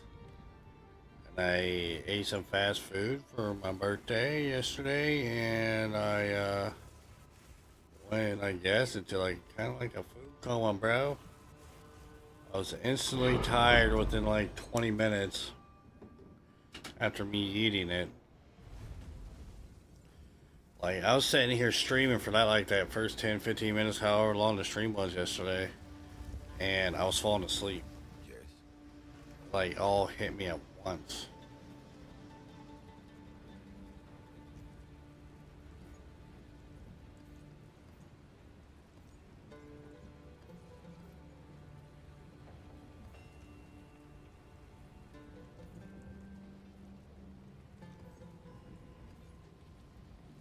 Did you guys see the new update that's coming, man? There's a lot. There's a lot. In game's gonna be a lot more better. Go.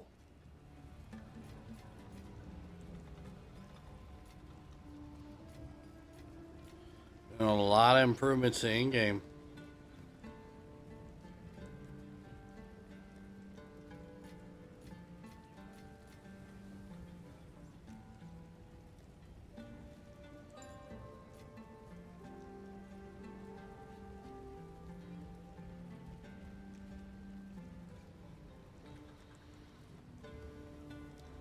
A lot more bosses and stuff. What did I eat? I ate a 20-piece nugget, bro. Some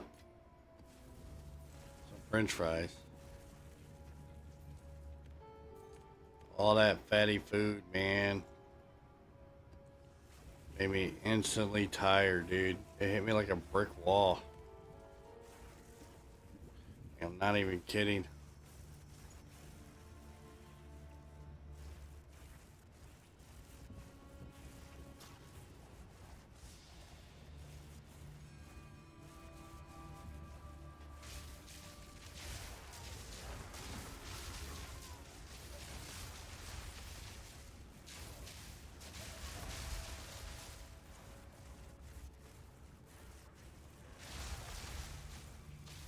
Not yet.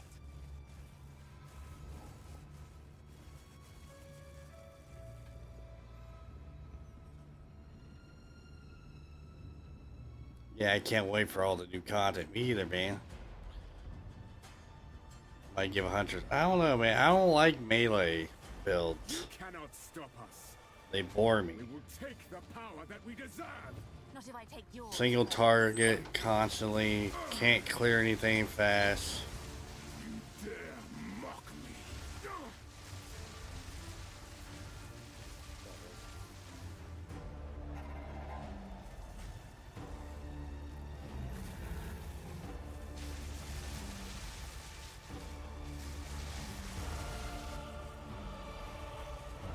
Alright, now I kicked it. Die. Can I say something real quick about my show? Sure. Jamie and Dave are having marital problems, and the next episode is the dinner party, and Jamie goes at home. Really? Yes. Crazy, babe. I know. I'm so sad. Chat, we got 3 fragments. Let's go. All right. I love you. Look to you.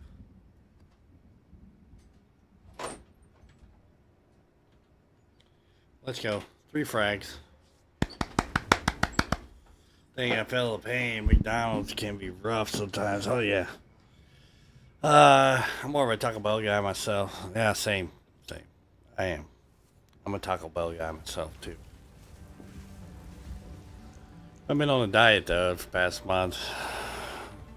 So I'm trying to stay away from all that stuff. It's not good for you.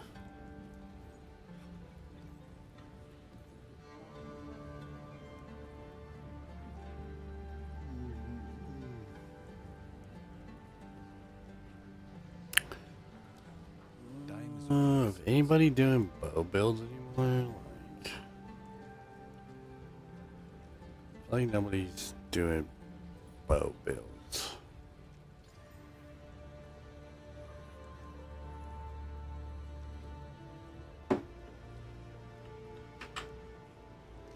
Well, this one is a pretty good one. This is a pretty good quiver. This is a pretty good quiver.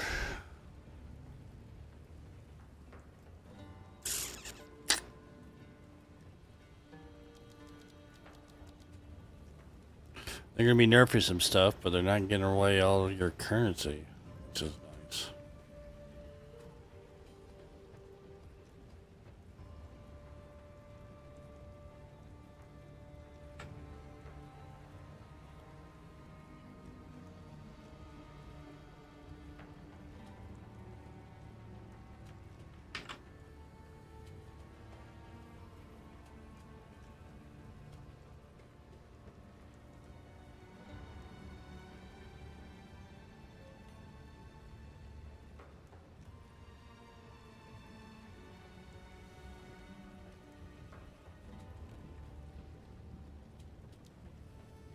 Hello there.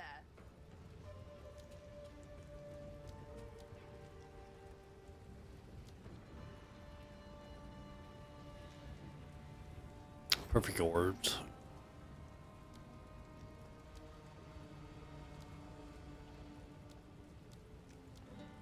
Why?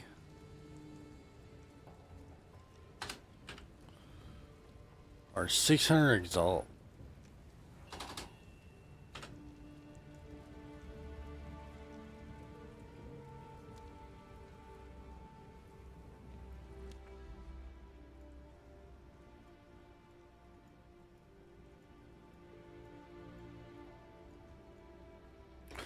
Tell you what, chat, we're gonna do the white ones, the white citadels, and the orange, because everything else takes me off.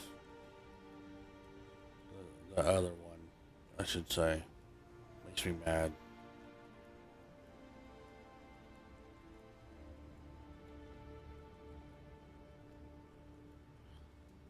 But nobody's buying my ritual tablets, so I'm thinking about actually using those.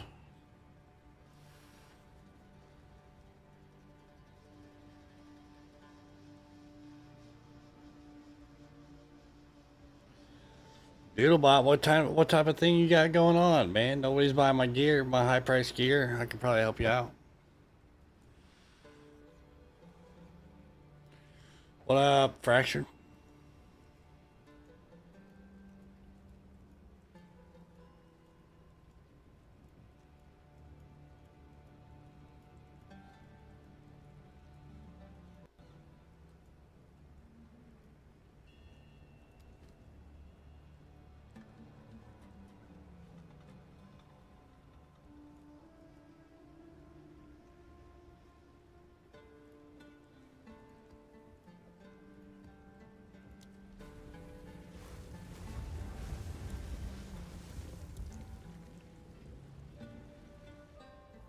Wait a minute, I did get 3 fragments. I don't know why I only put 2. I gotta do this. I gotta change that up.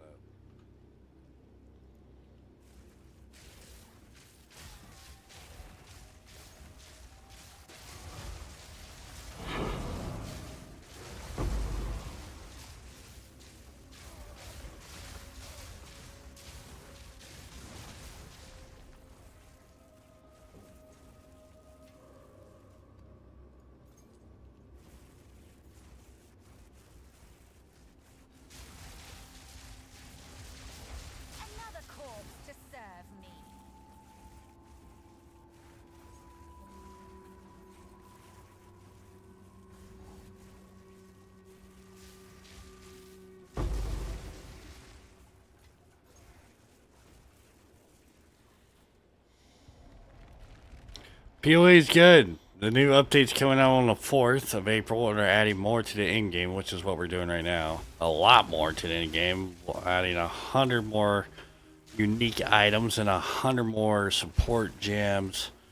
Adding another build. They're adding the third ascendancy to all of the current, I believe all to the current, not just 3. It says 3 at first in the video, but then he mentions all 5 getting ascendancies, so pretty sure all of them's getting a third ascendancy, which is more build variants. There's gonna be a lot of good in-game content. You'll be fighting an NPC that is just like an actual player. Smarter, harder to fight, good rewards, supposedly. PoE is being good. It's gonna be good.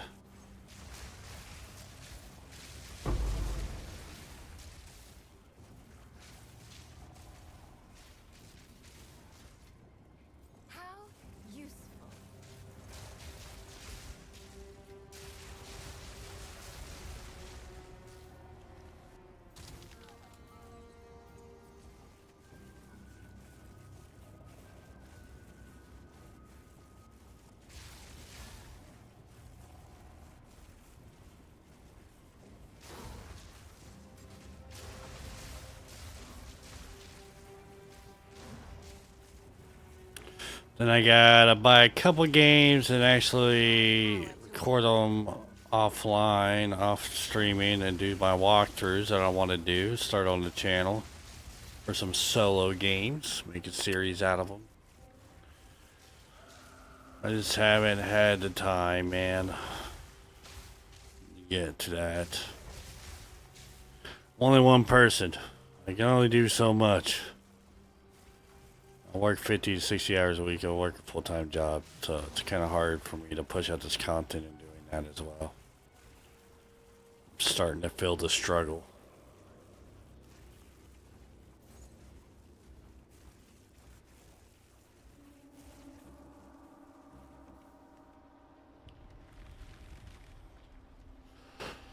I still got a map to introduce it. Well, yeah, we can still improve your build, so that way it'd be easier for you.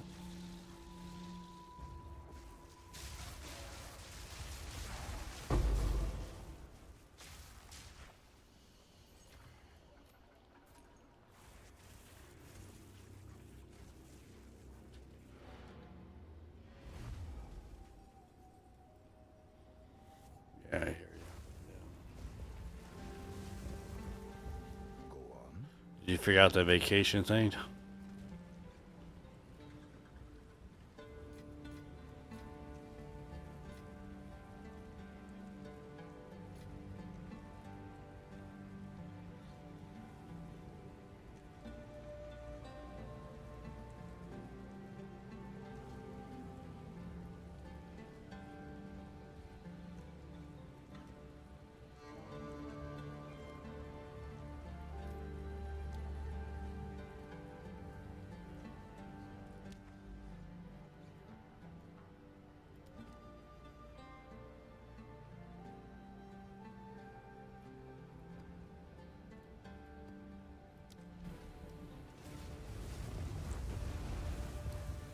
You still improve your build, Doodle.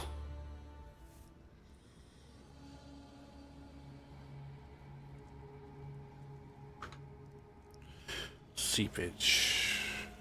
Not yet. Another corpse to serve me.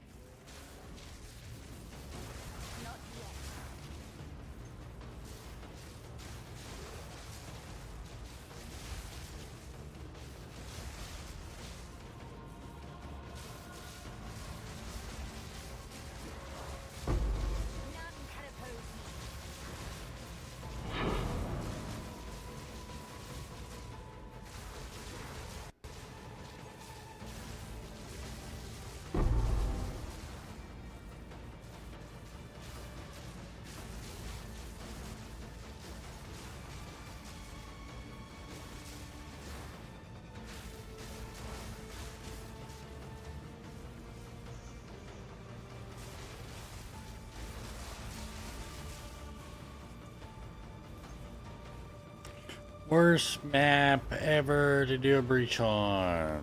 Right here.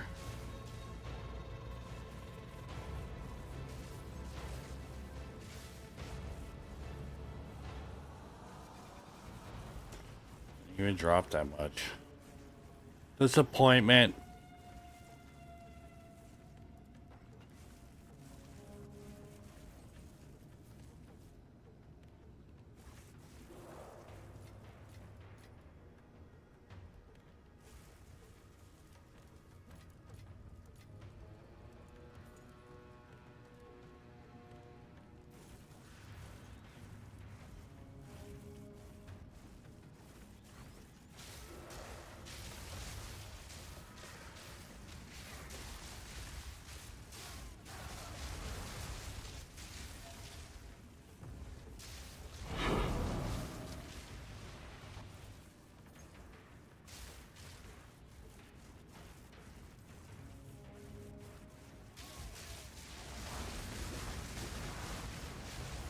I accidentally ran into that one.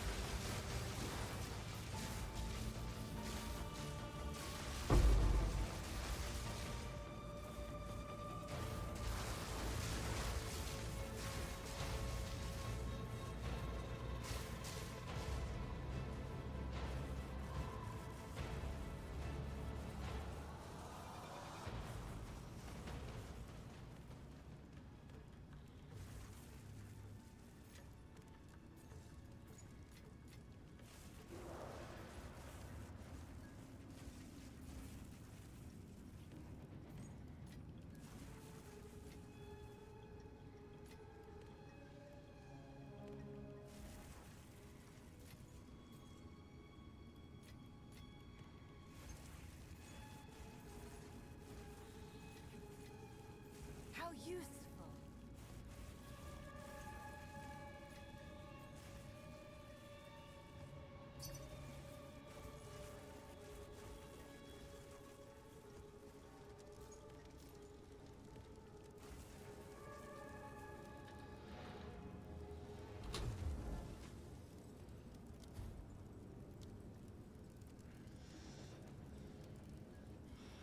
Come on.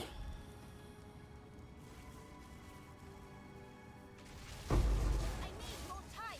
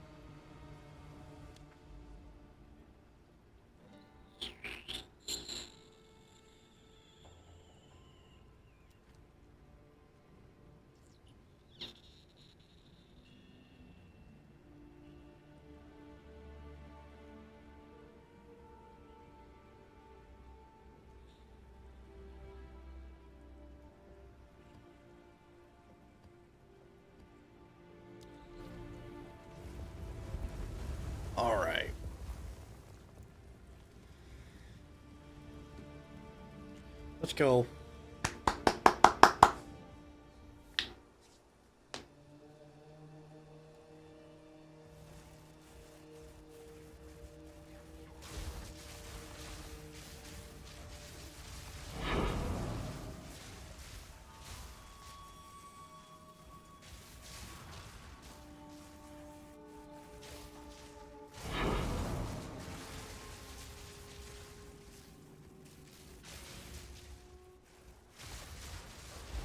None can oppose me.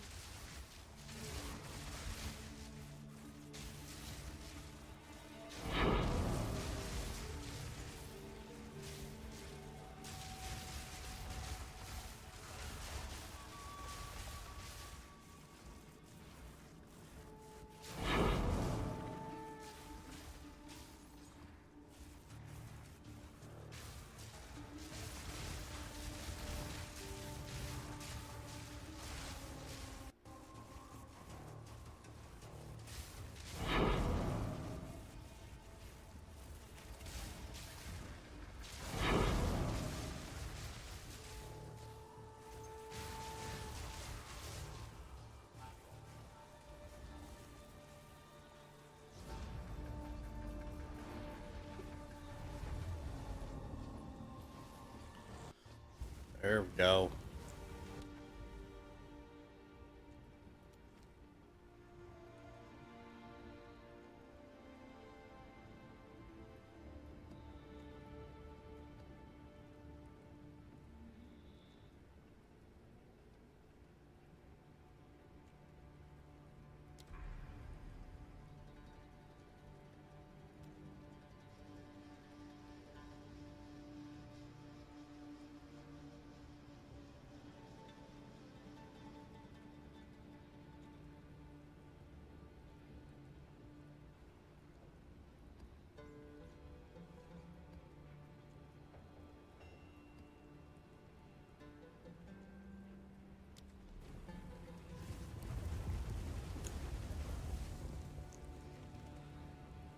Level 81.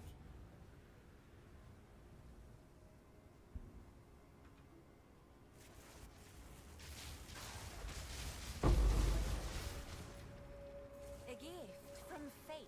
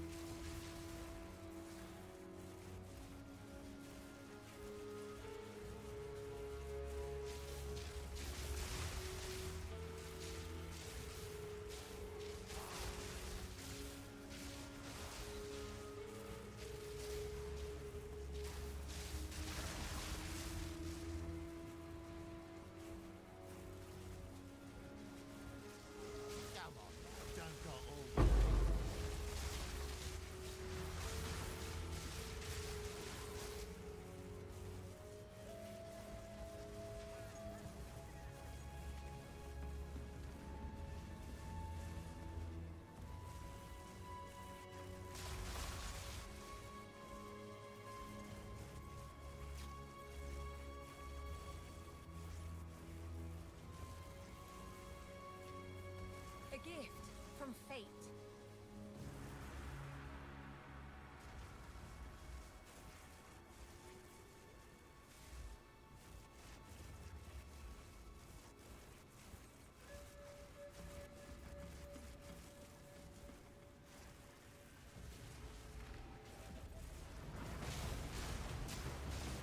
Another corpse to serve me.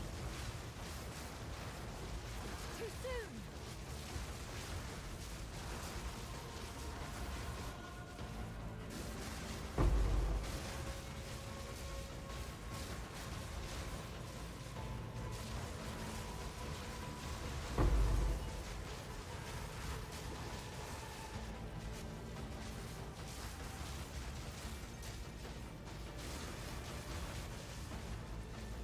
Too soon.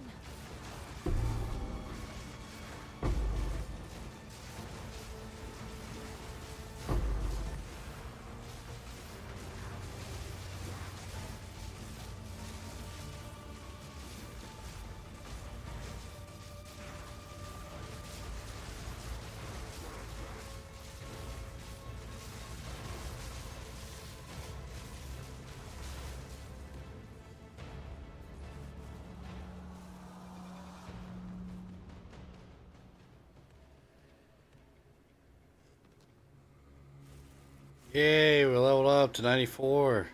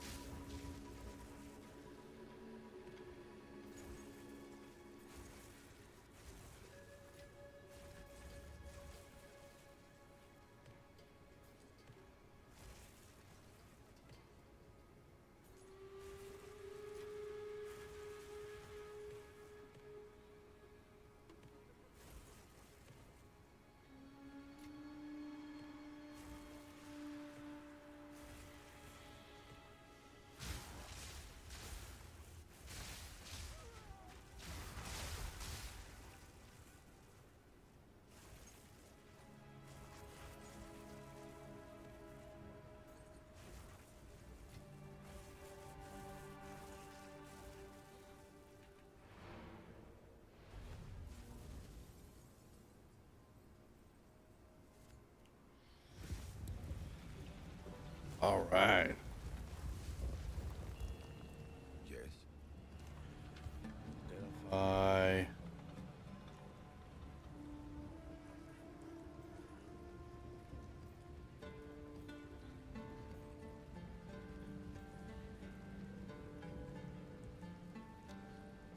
Of course.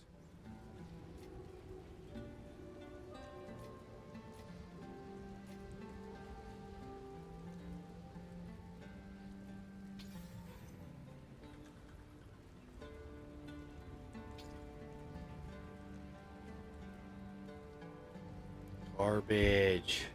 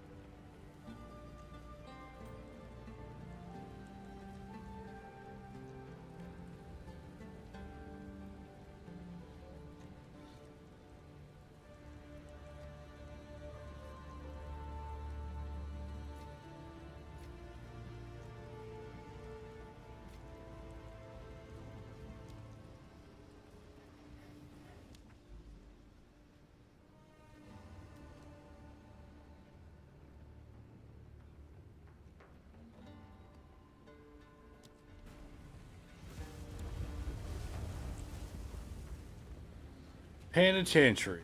Let's go. All day.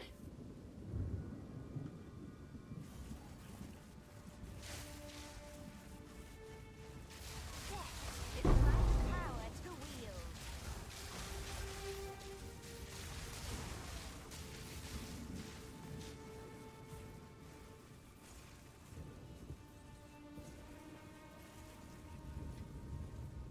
about time.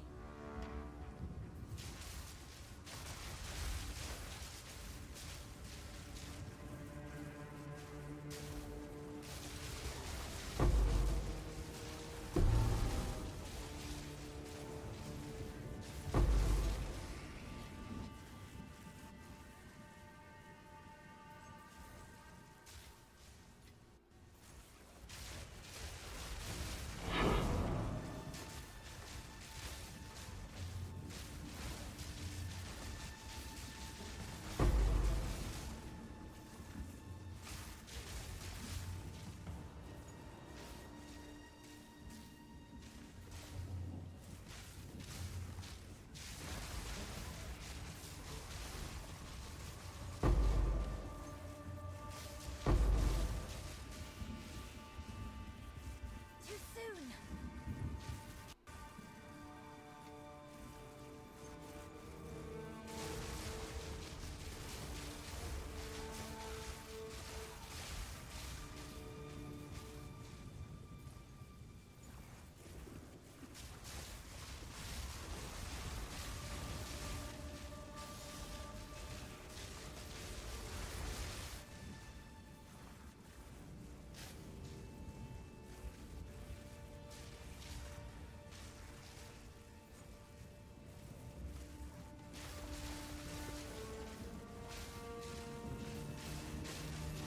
Another corpse to serve me.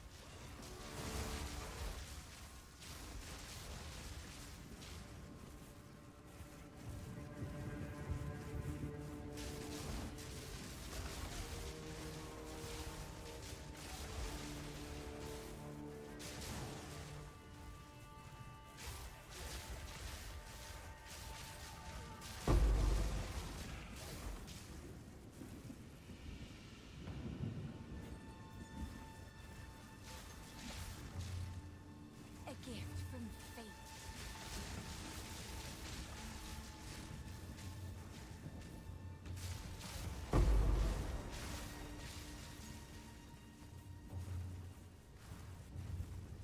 Too soon.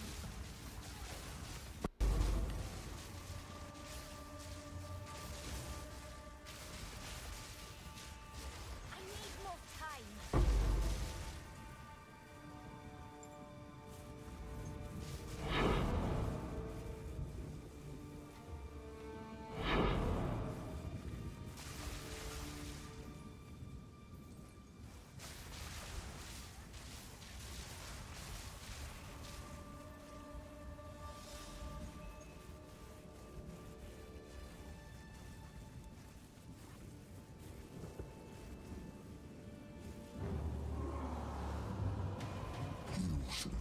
My would-be executioner.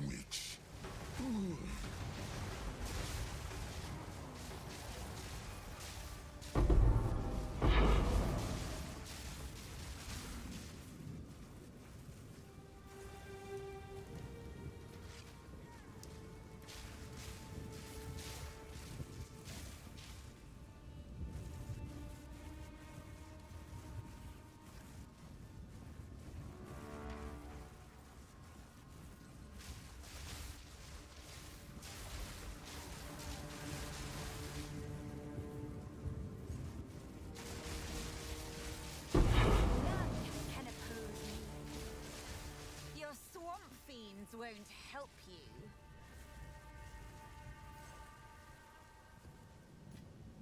It's about time.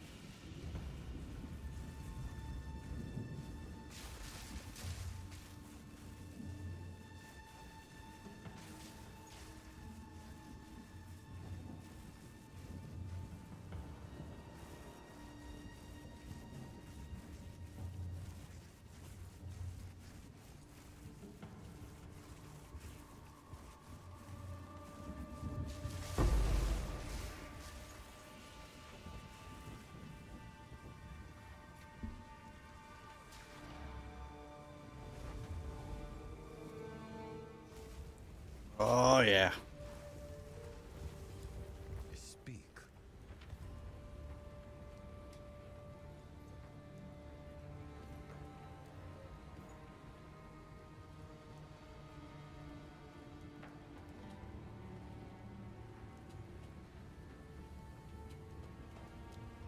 Go.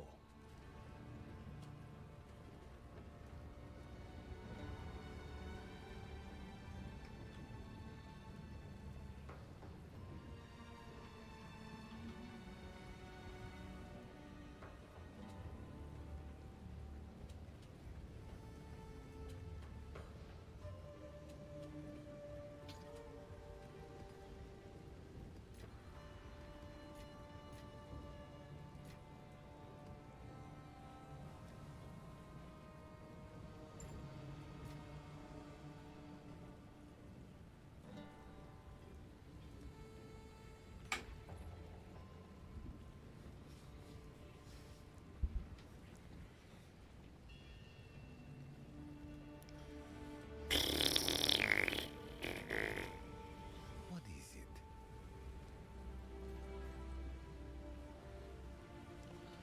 Buy and sell. Of course. Buy sells 15.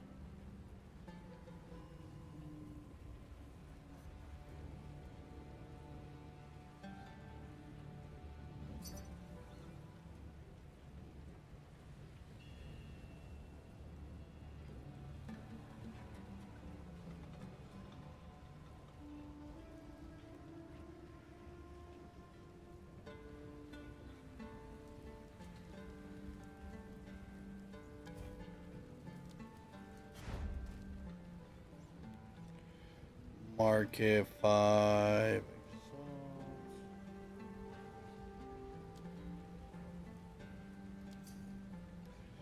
Trade. Take it.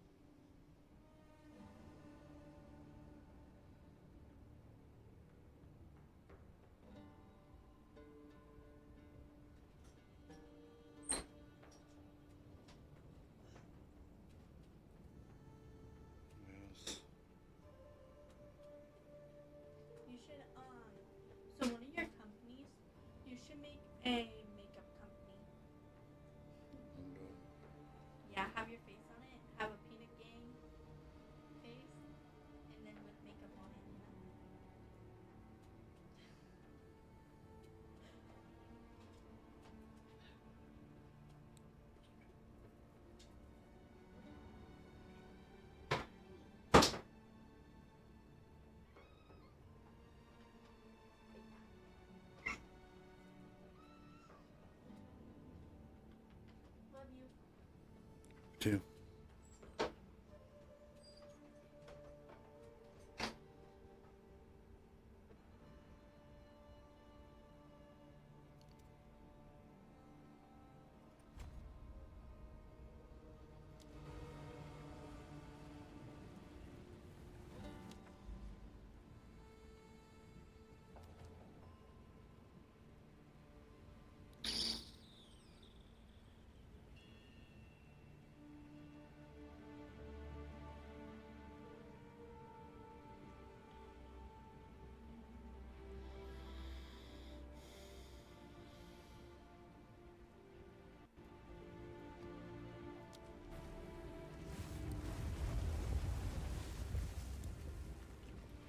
Do this.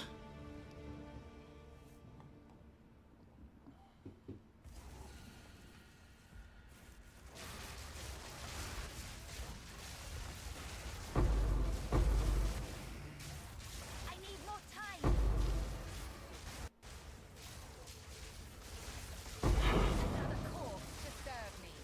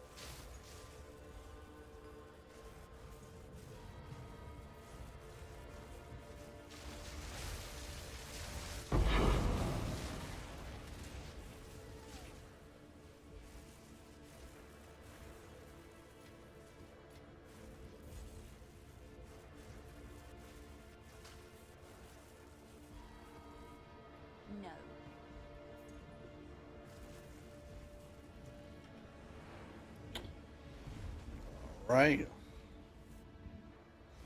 Let's go over here. Go on.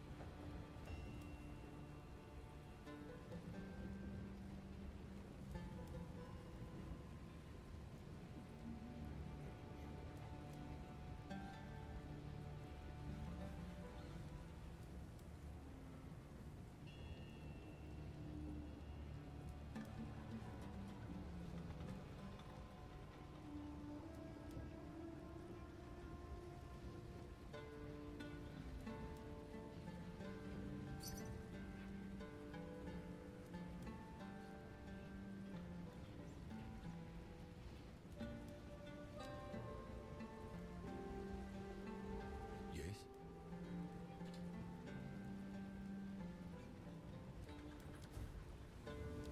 Indeed.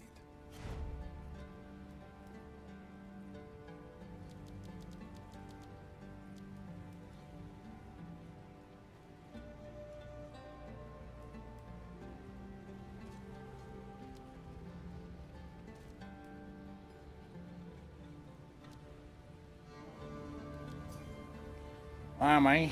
Make this paper.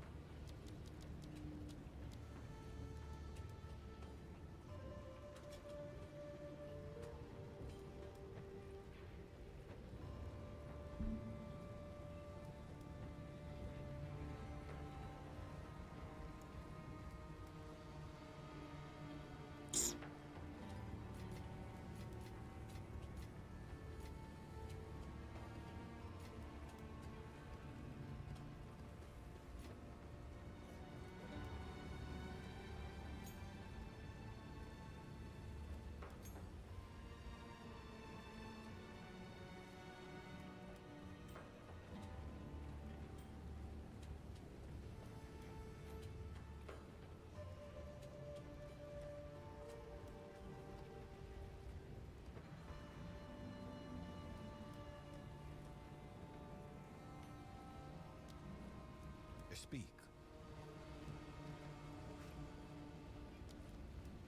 Indeed.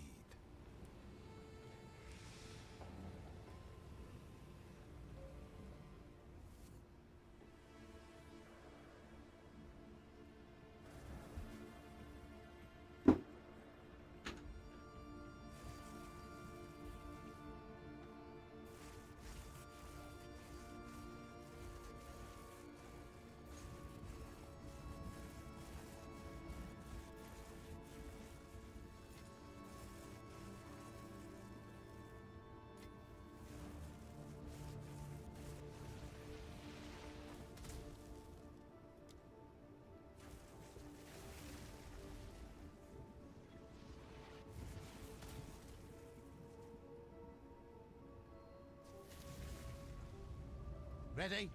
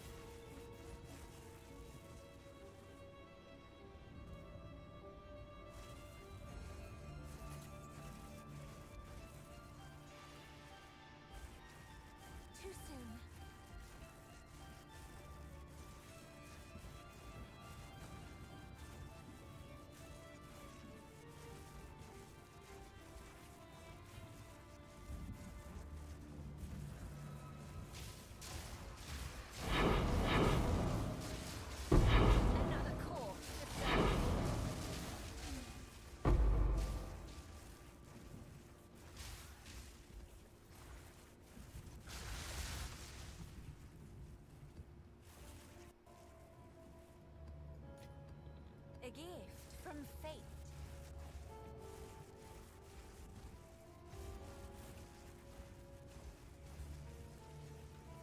Hopefully it gets us a triple again. That'd be nice, chat.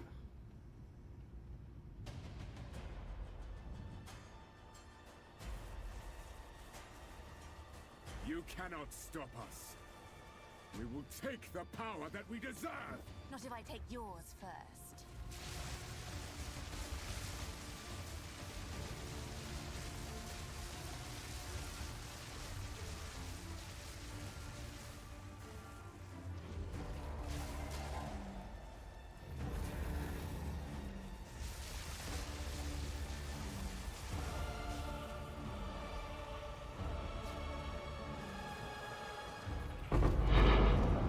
Triple.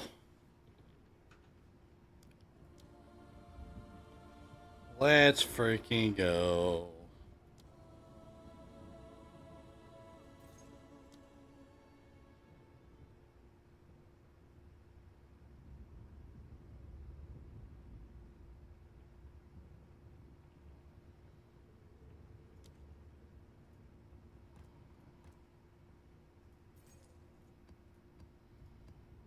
Gotten lucky tonight. This is our second map we've done that's got a triple fragment drop. What is it?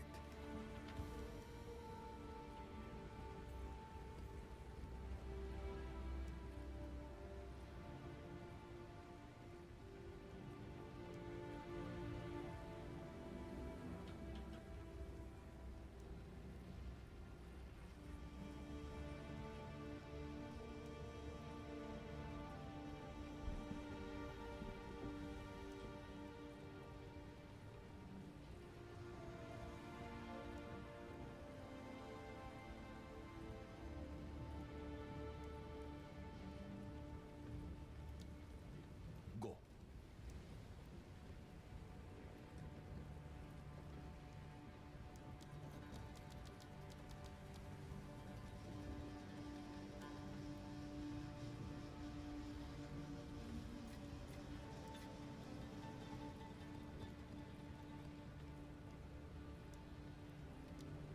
What is it?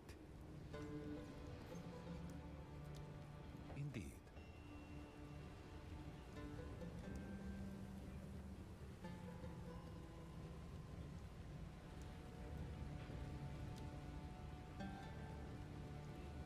Hello.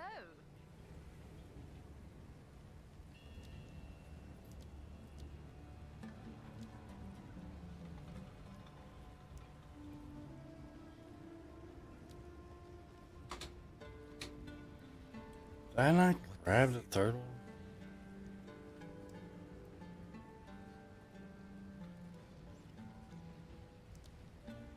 Hold up. I'm pretty sure that was a triple fragment drop.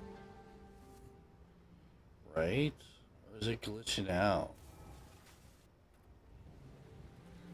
Oh, I only have two. Hello. Like, it's crazy.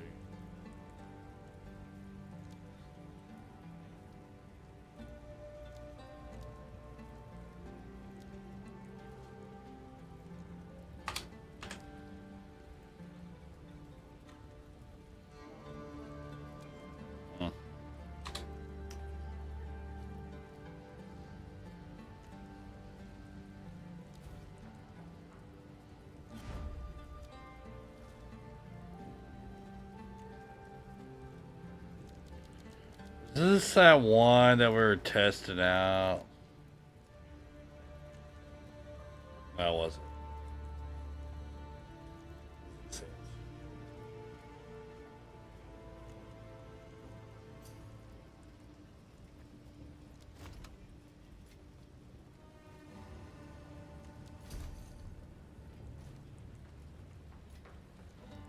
Five divs.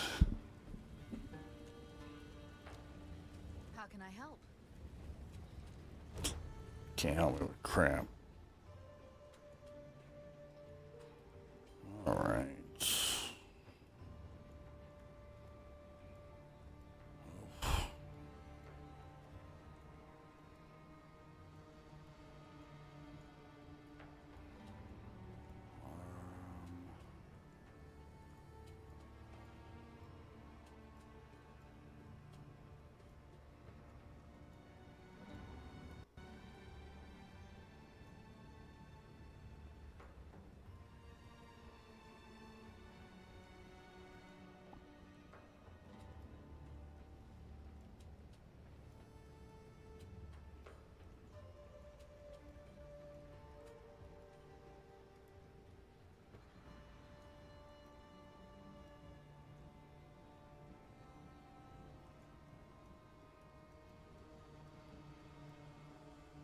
I'm so glad that they're adding to where you can jump.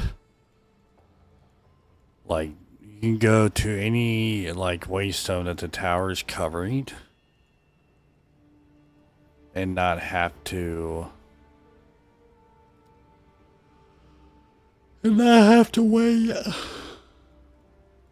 Well, not have to go around, I should say. Which is nice. That's gonna be dope.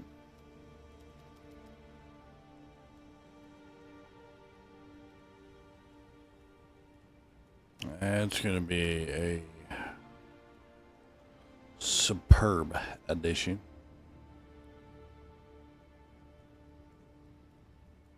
And I don't think anybody wants to buy ritual tablets anymore, so we might actually use the ones we got. We got 3 of them.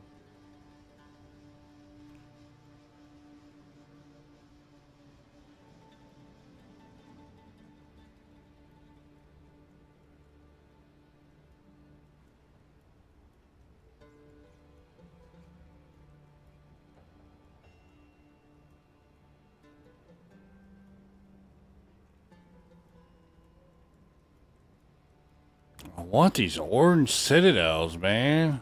It's like we ran out.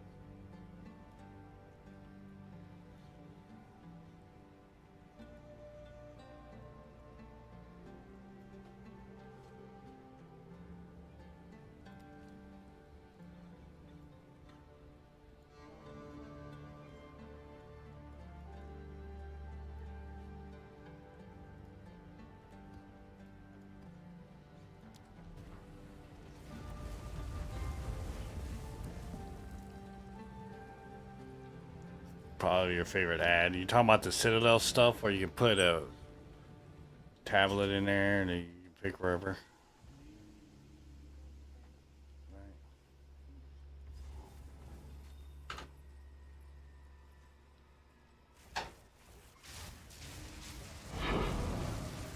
None can oppose me. A gift from fate.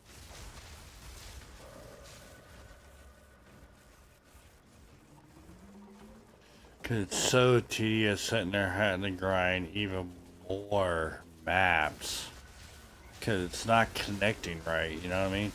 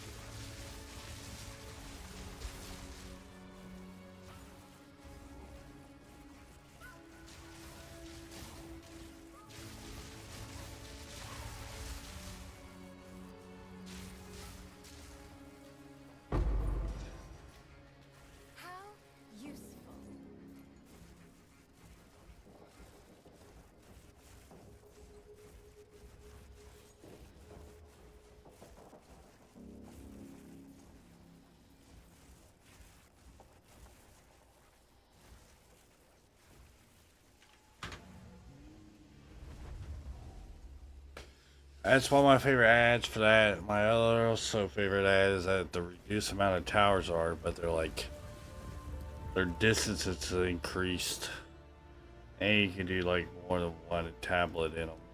That's another good ad. And all the new bosses that are coming, you know what I mean? Yes.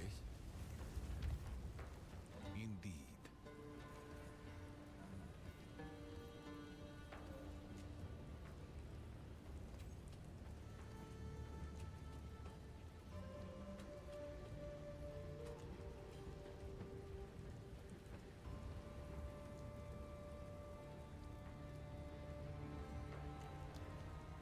Of course.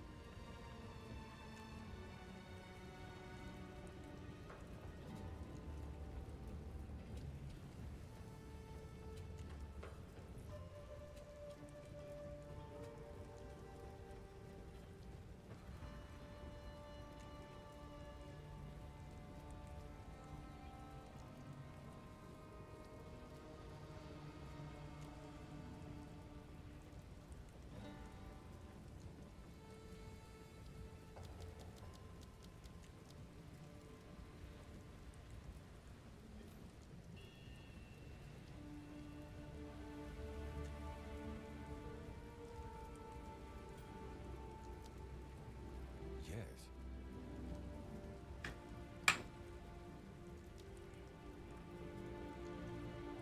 Go.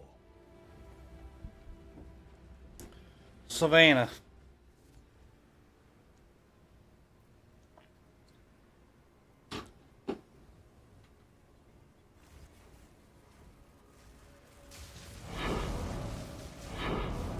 Another corpse.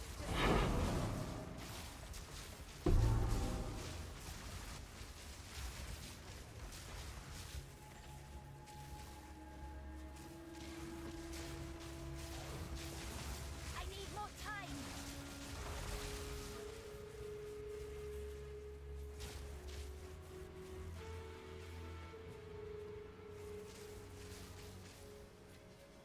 A gift from fate.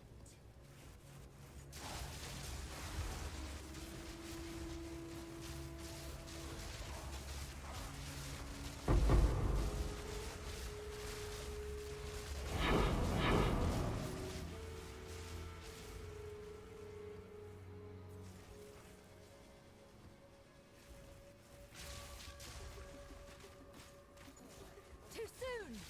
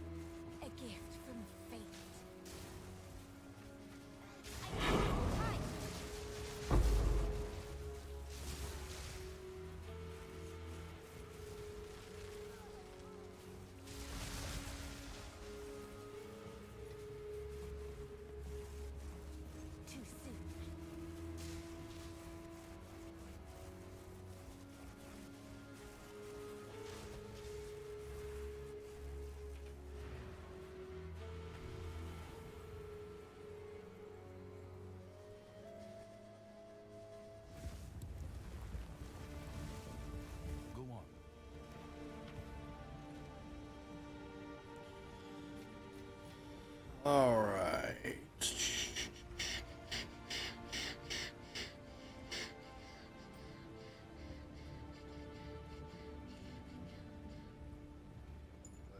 go. Go on.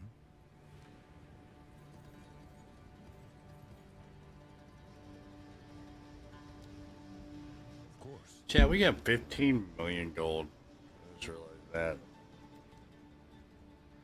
That's a whole lot of gold, see?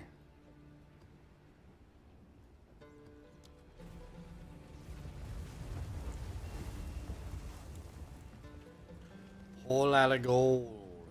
I'm thinking about my next streaming stuff upgrade. It's probably gonna be a Go XLR. Sure, Mike. Stellar. Doubt anybody's buying it right now, but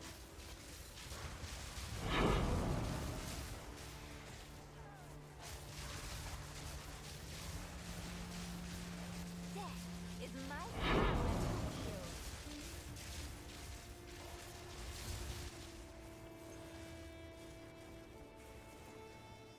I need more time.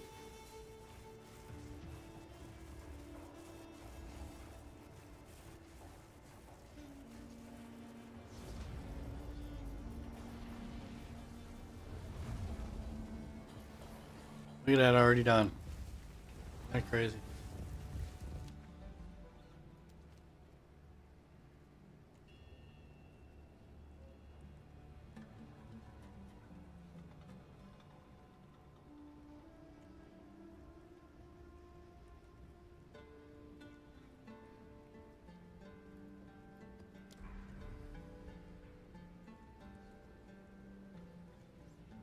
Nice. So Arista Stellar Amulet. Or sell it. What is it?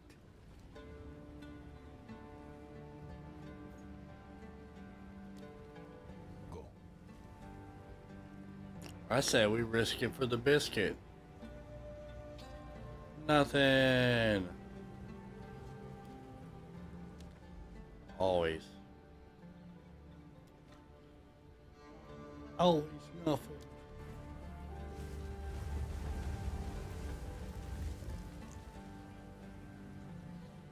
Just like that, went from 2 divines to zilch.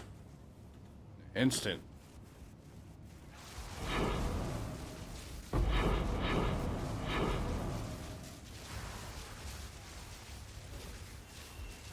Too soon.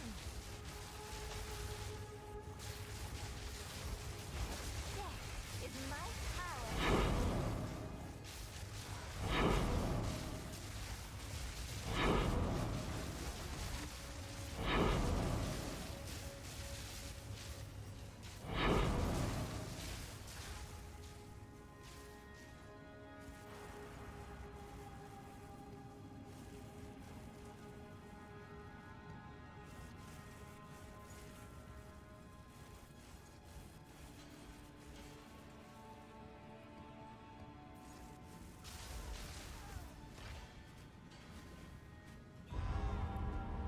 What?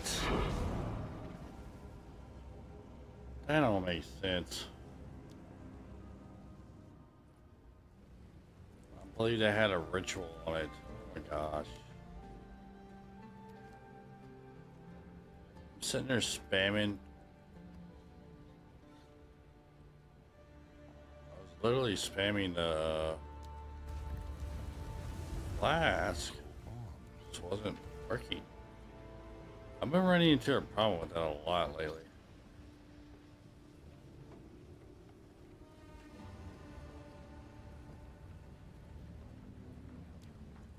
Go. Whatever. My big money's right there where that citadel is. That's where my money is.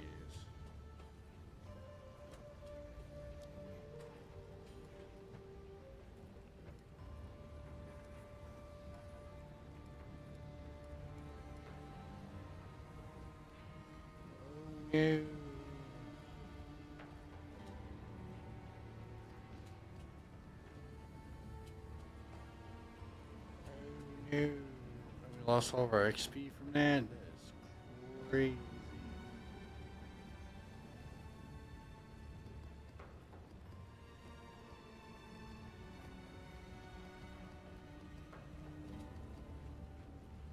Guess we could do delirium maps, but who wants to do those?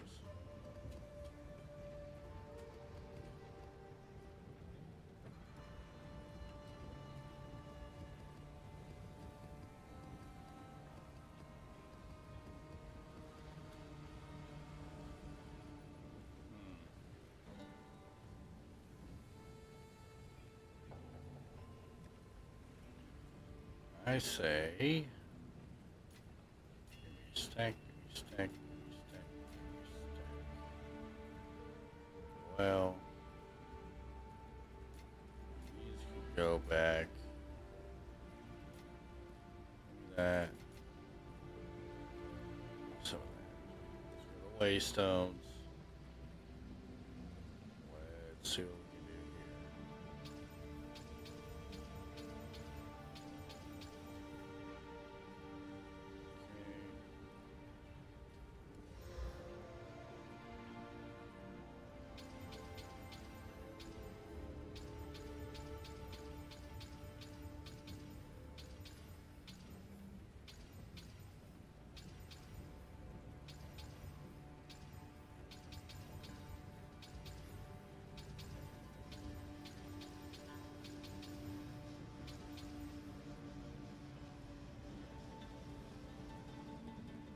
Rare.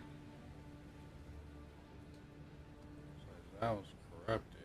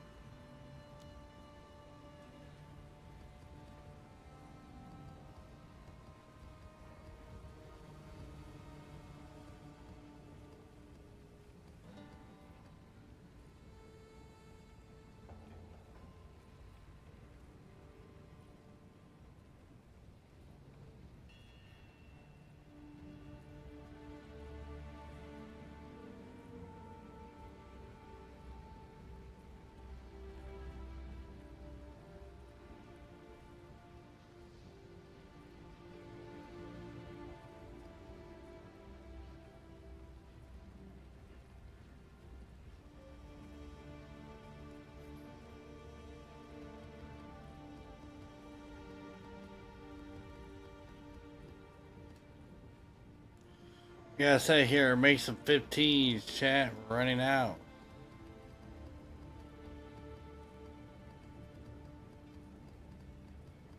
So that's what we're gonna do.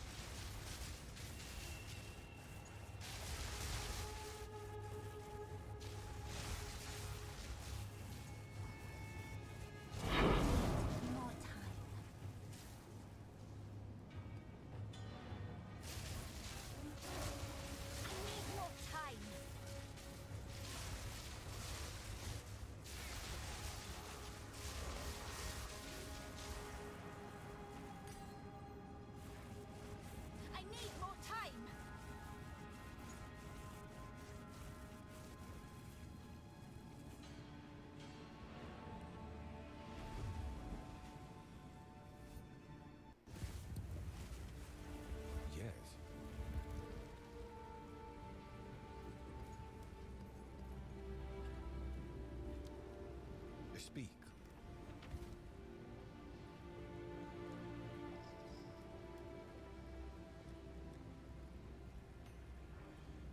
Gonna fire it up to the rain.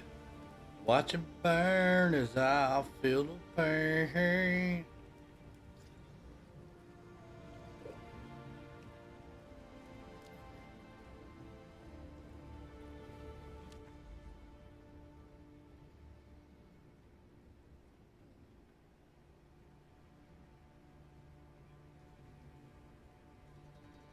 Oh, there's an orange one. Oh, freaking time, bro. Sulfuric Caverns.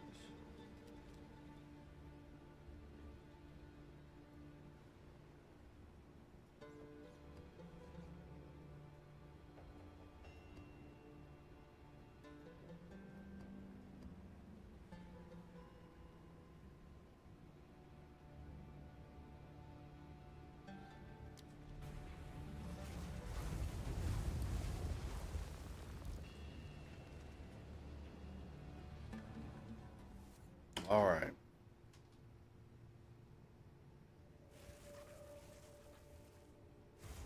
Too soon.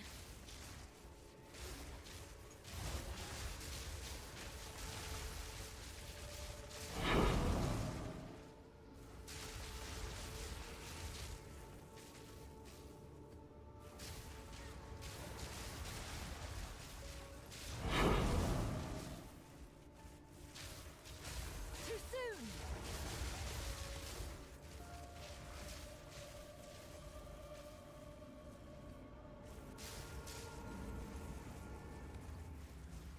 I need more time.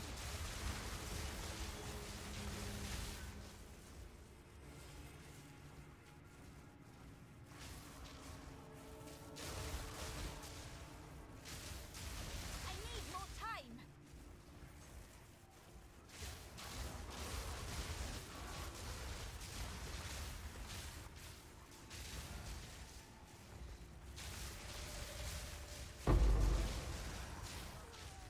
I need more time.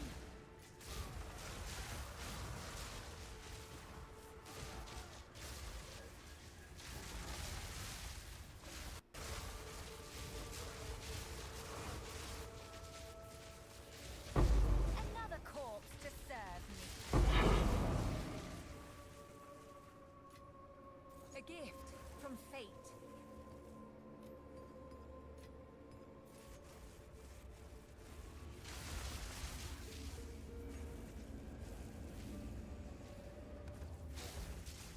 I need more time.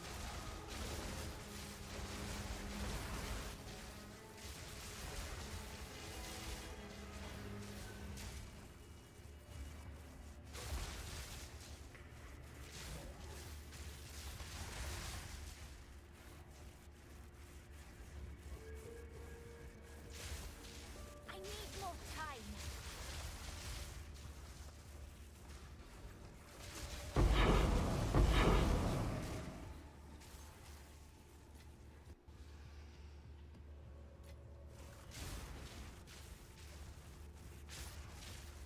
Too soon. I need more time.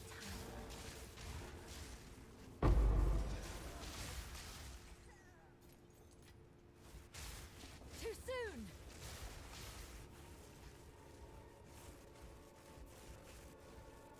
Not yet.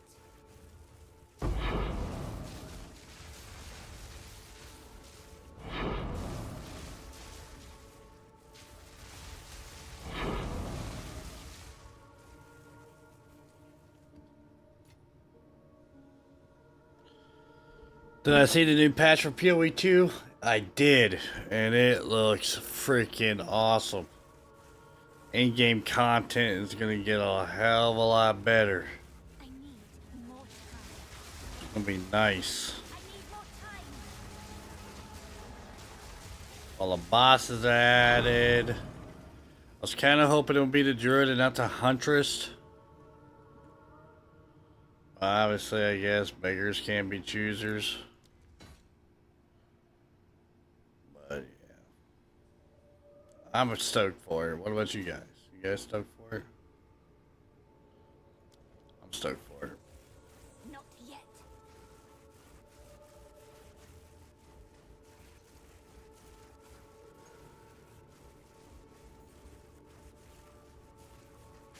And in the Q&A portion, apparently, every time you do a ritual, there's going to be an omen that's going to be able to be available to drop.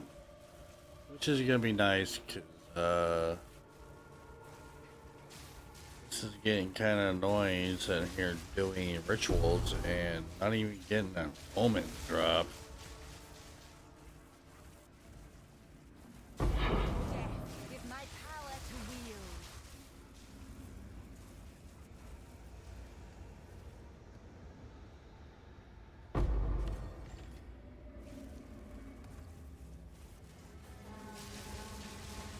Too soon.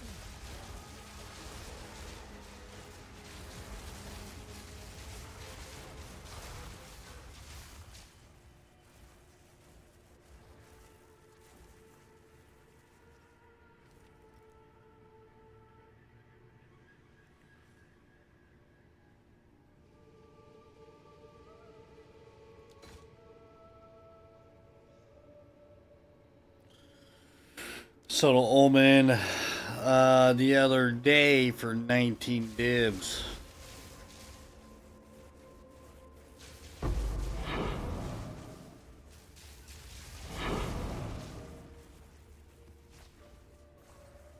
That was nice. Not yet.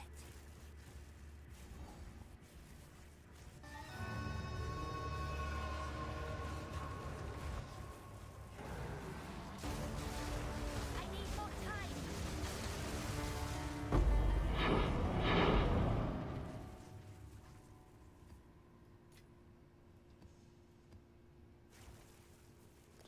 And are decreasing the amount of towers, which is nice, but increasing the range of the towers, and you're able to put like 3 or 4 tablets in it, which is also pretty freaking dope too. And it's also dope that one of the tablets you can choose where to go within that range when you don't have to connect your maps together, which is also nice.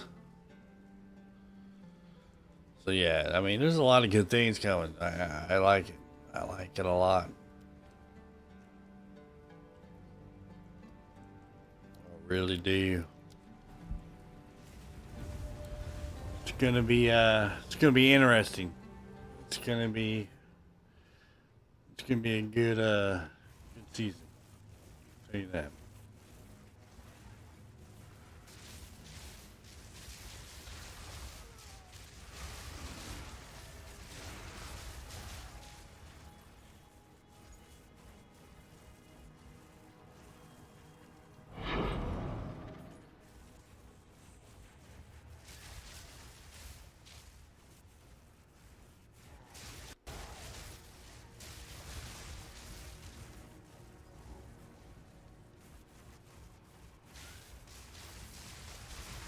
None can oppose me.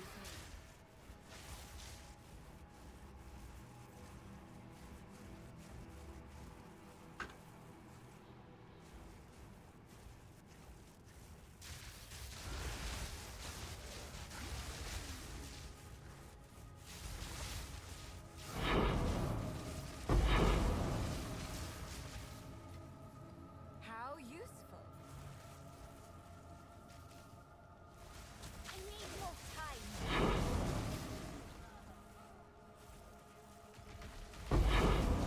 More time.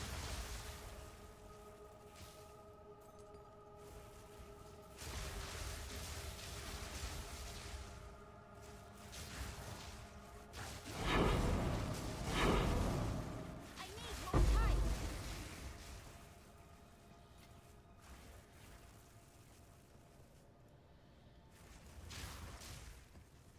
Not yet. And they're not full, and you get to keep all your stuff on this server. Also pretty nice.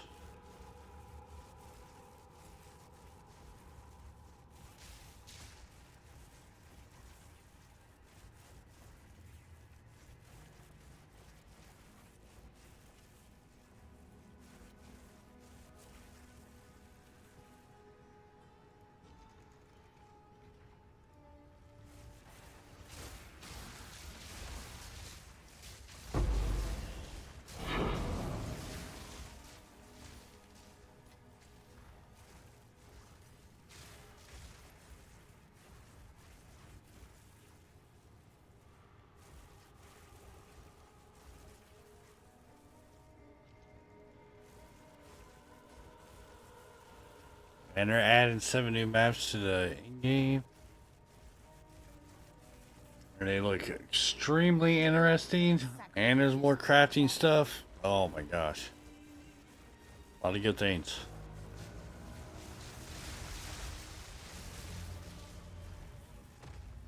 I simply must have my own one of those someday. What about the witch, man? Getting us the third ascendancy looks pretty cool. You can channel down dead, like raise undead, so you can raise the monsters and stuff. That's also pretty cool.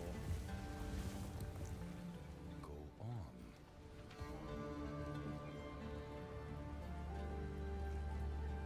on. I think all the characters are getting a third ascendancy as well. I know it said in the video at first. Like everyone getting 3, but Of course.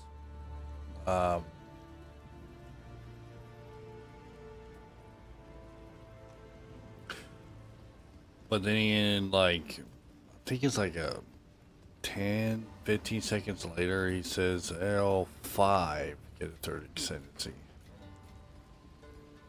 So I'm pretty sure all of them's getting a third ascendancy. I don't know if I like the warrior one, kinda. I mean, I don't like melee. I'm not a big fan of melee builds. Single target, everything that's not a wide range, like what I'm doing now. Right? I don't want to sit there and individually keep hitting. Keep attacking people, you know what I'm saying? If that makes any sense. Individually attacking each person, each monster is going to be annoying. And I'm not really stoked about the Huntress. I was kind of hoping the Druid will drop, but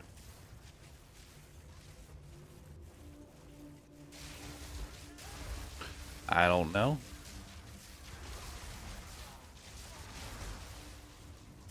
What do you think about the Herald staff? Staff that grants all 3 heralds with resistance penetration. That is gonna be cool. And what if it like nullifying resistance? So that most likely will probably be a boss find. A boss unique, because that thing seems like it's going to be powerful right off the rip. Too soon. I need more time.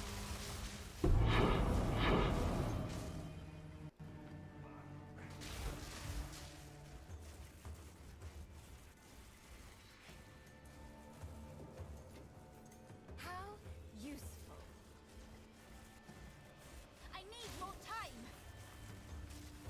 I don't know, what do y'all think?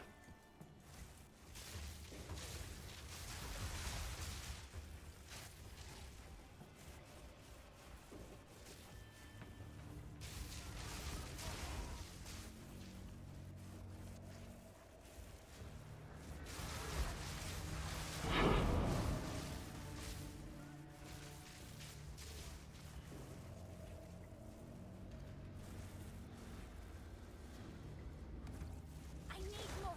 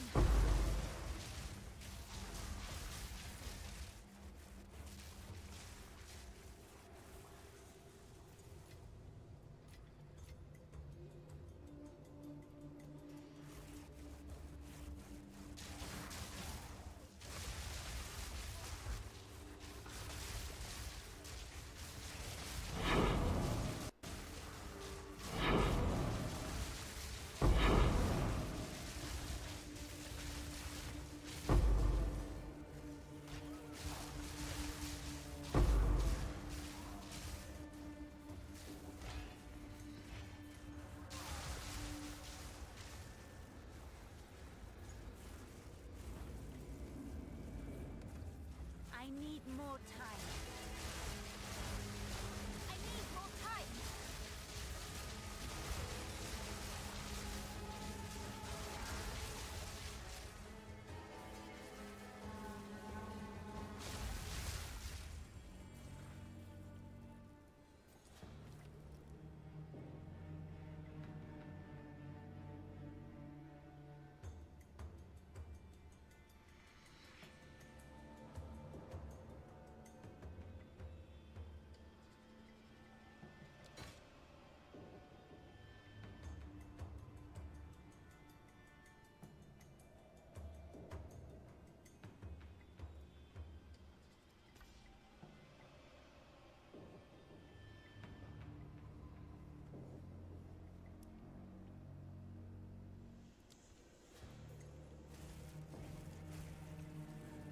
I actually got a good wand out of that.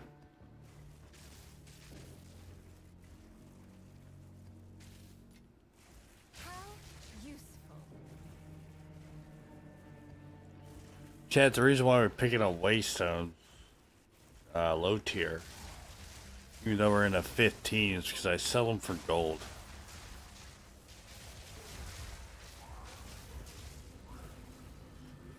These gold maker. Too soon.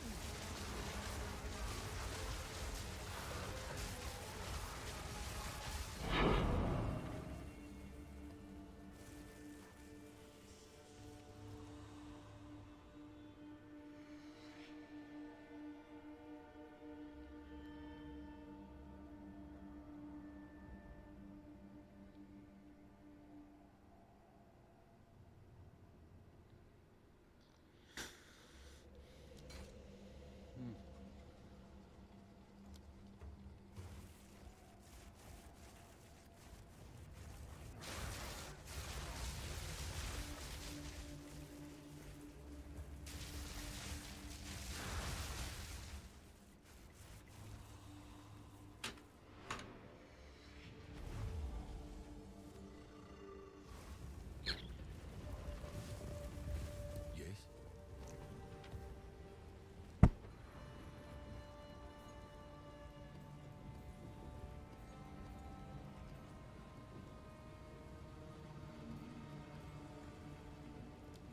Time is of the essence.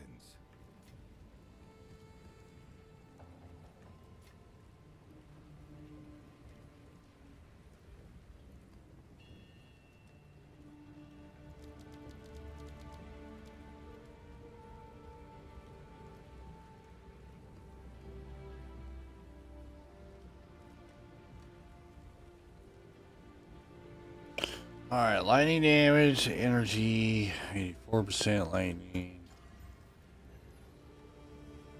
Mana regen, spell of physical damage. Okay. Why? Why? Why? I think this one.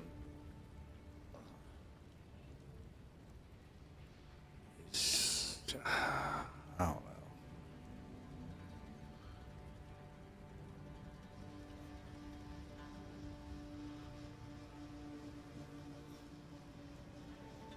What's it say? Reduce slow potency debuffs. I don't know. Let's put this in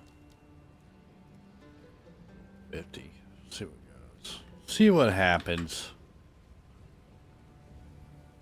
Increase lightning damage, 75%. Reduce attributes, lightning resist. Mana regeneration.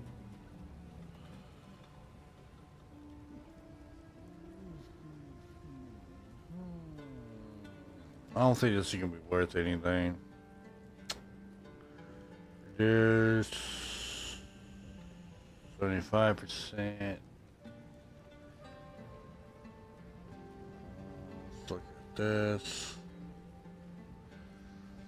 Increase lightning damage. Energy shields, higher energy, so low lightning damage. Lightning resist is 40. Yeah, it's 37, 25, 30. 50% is critical damage. Energy shield. Reduce attributes.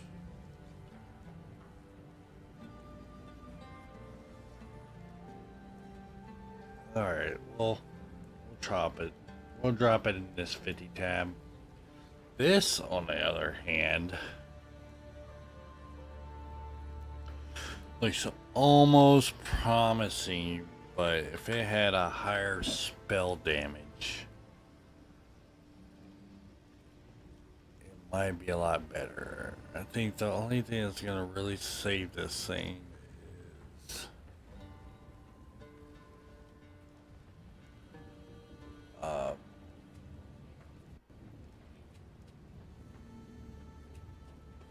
the +4. I think that's the only thing. See, yeah.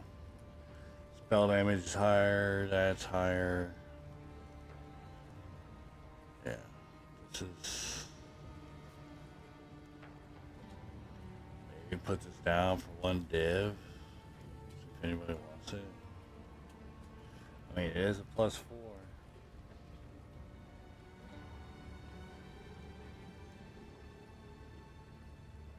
I think the main thing people are going to be wanting for those is crit damage.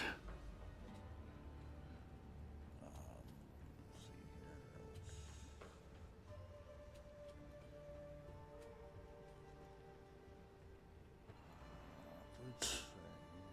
What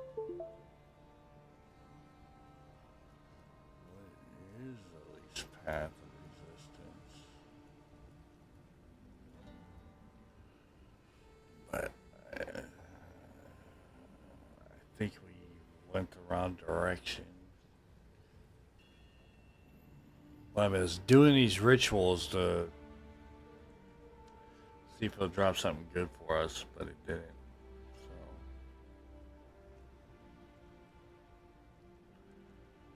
well,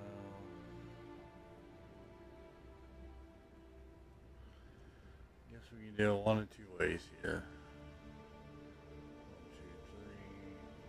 1, 2, 3, 4. Either way, it's gonna be 4. Should we waste it on boss runs? I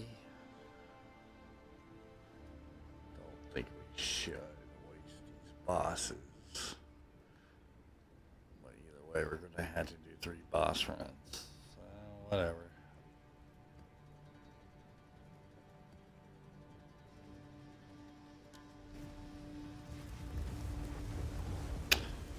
Whatever.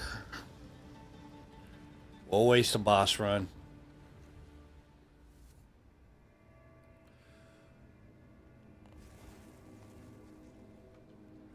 This map in a minute. Death is my power to wield.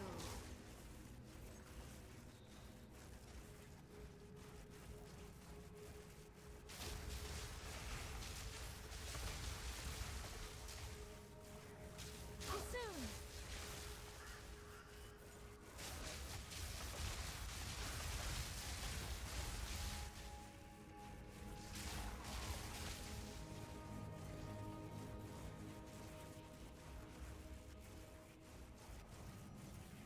I need more time.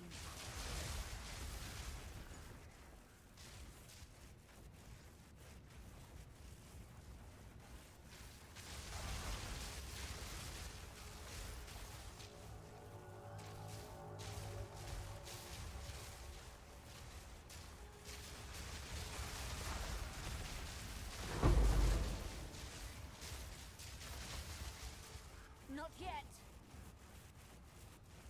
Too soon.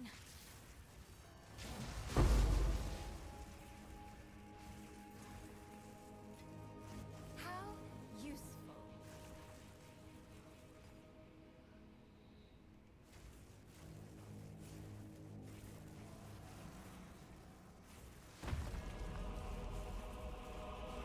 Depraved witch. You are not long for this world.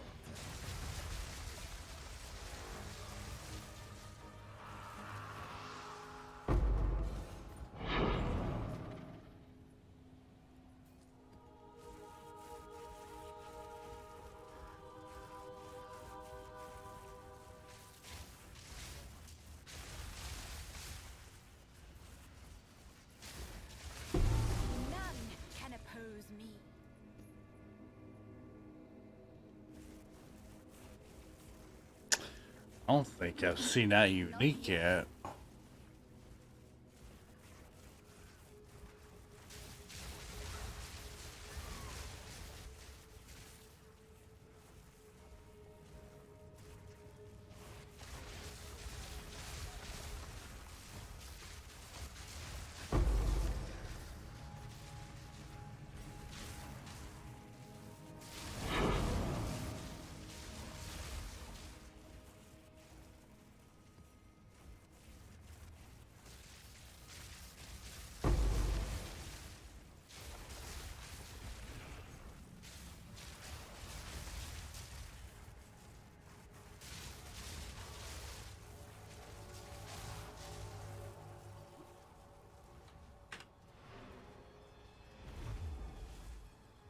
Too easy. Go on.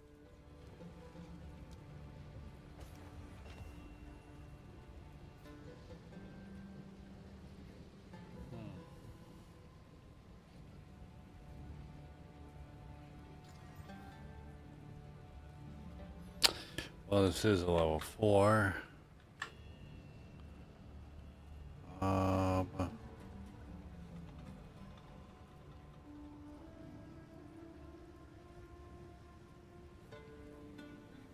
I think we might as well just sell this thing to the trader here, because I don't think these stats are going to be high enough. 40 exalt, yeah, 6k also, 45.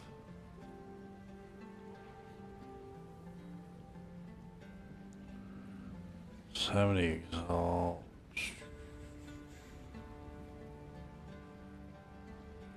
Maximum mana. Yeah, we're just gonna sell this. Bloop. Freeze as though dealing cold damage equal to 10% maximum mana hit.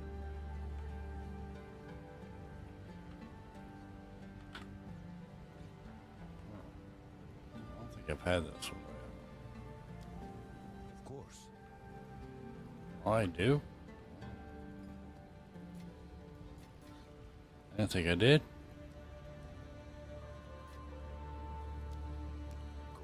Well, that's what we're going to do with that, since it's only worth 1 exalt. Since I'm keeping that. Let's go this way. Do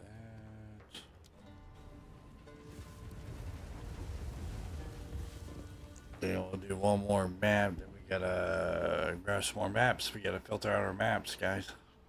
That's this one. Not yet.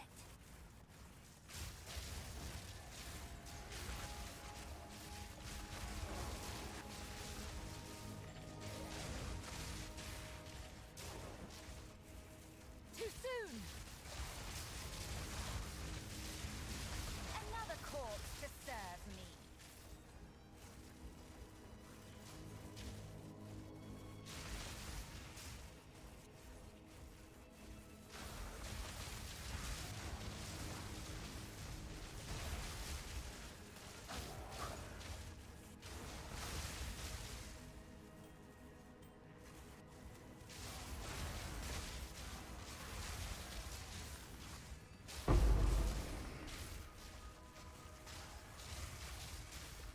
Too soon.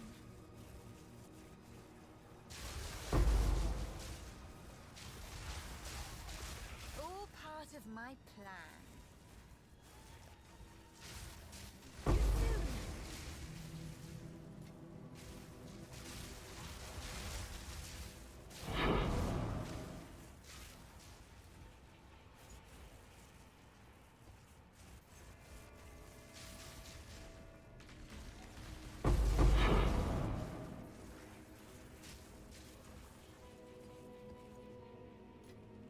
Not yet.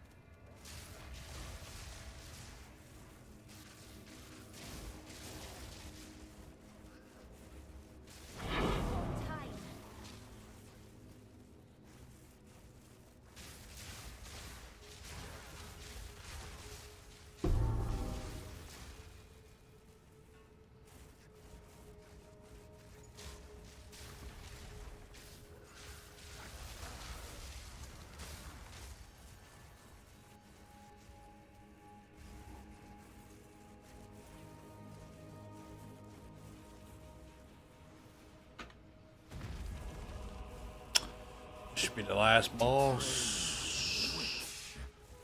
Last kid.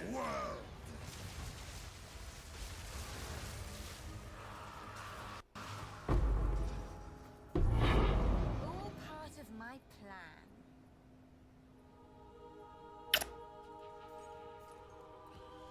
Nothing good.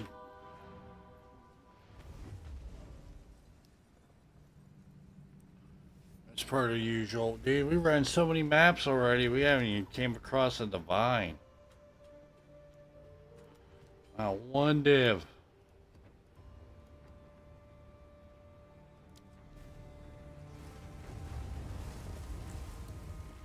Not even one divine.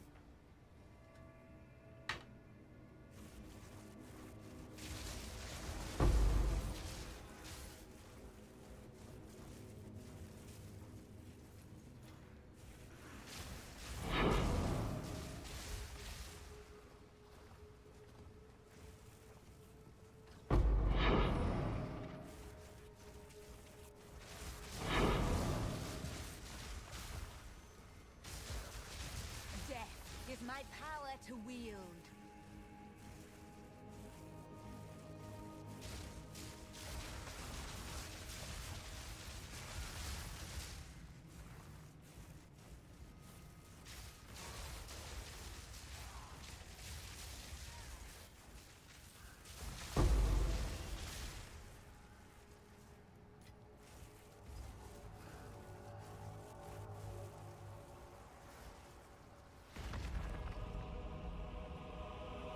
Depraved witch, you are not long for this world. You cannot.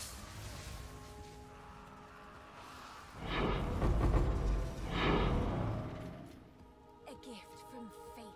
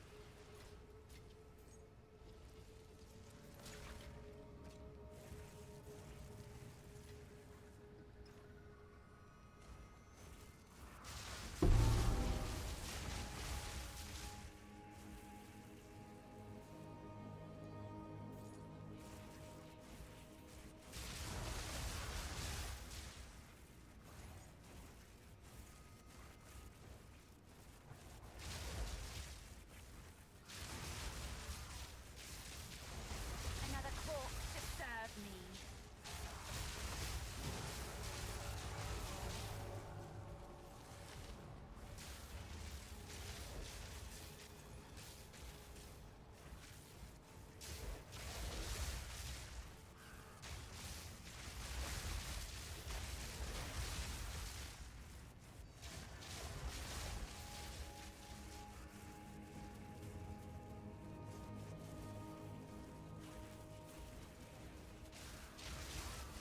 I need more time.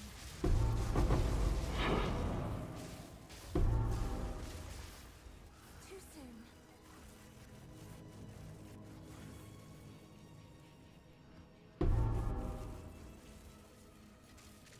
All part of my plan.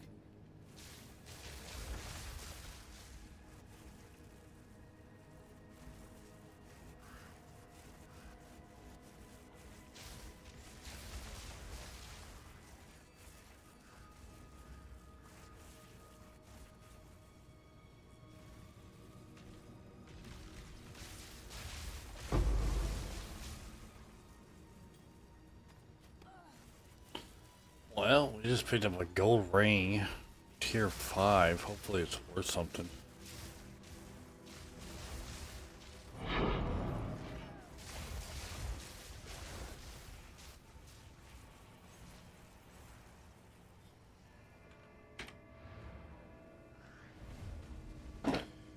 Alright. Let's go. Let's go.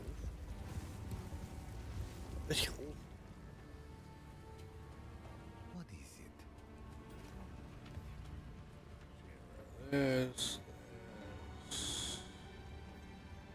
that, that's.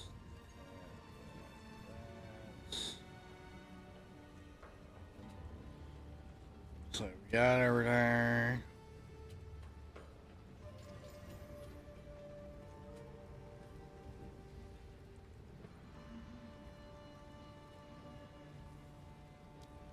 Time is of the essence. Oh my gosh.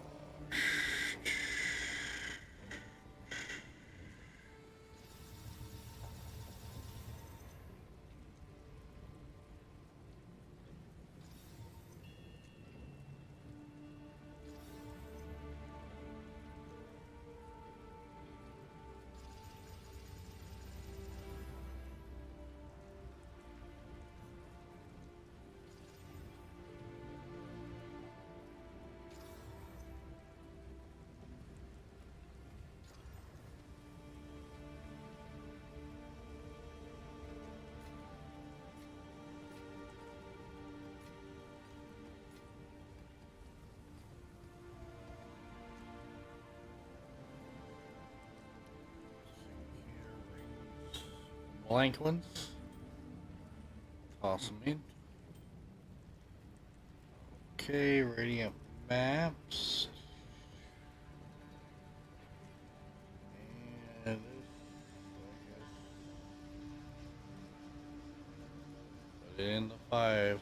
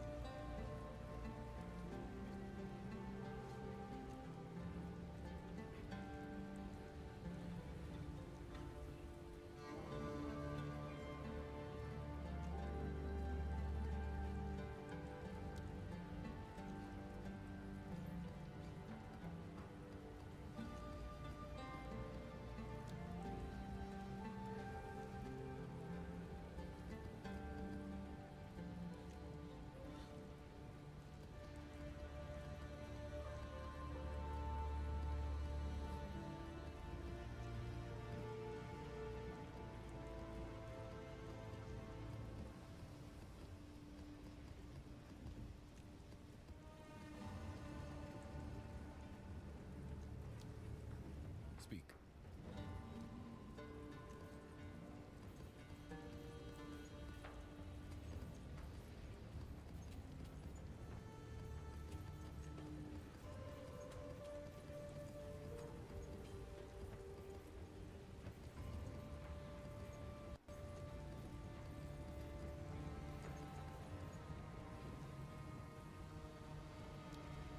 Time is of the essence.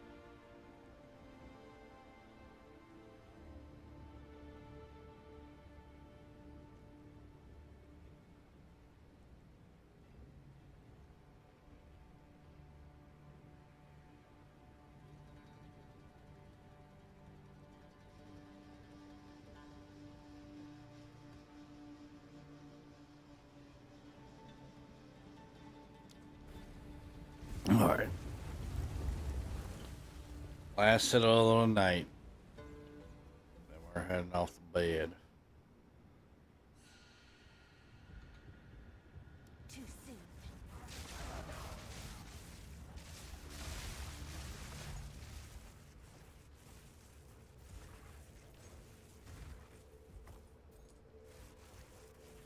Not yet.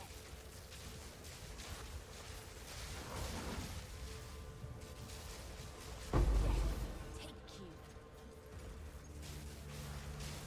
Too soon.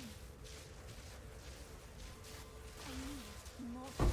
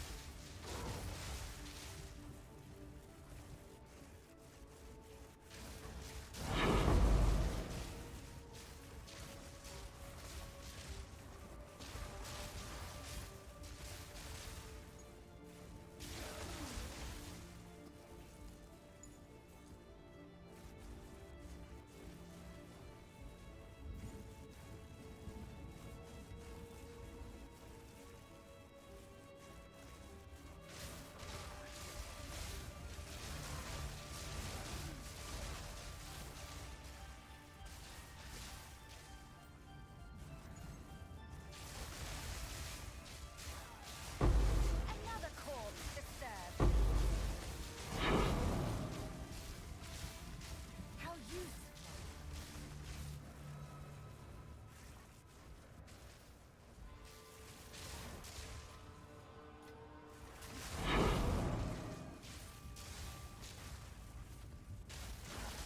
Too soon.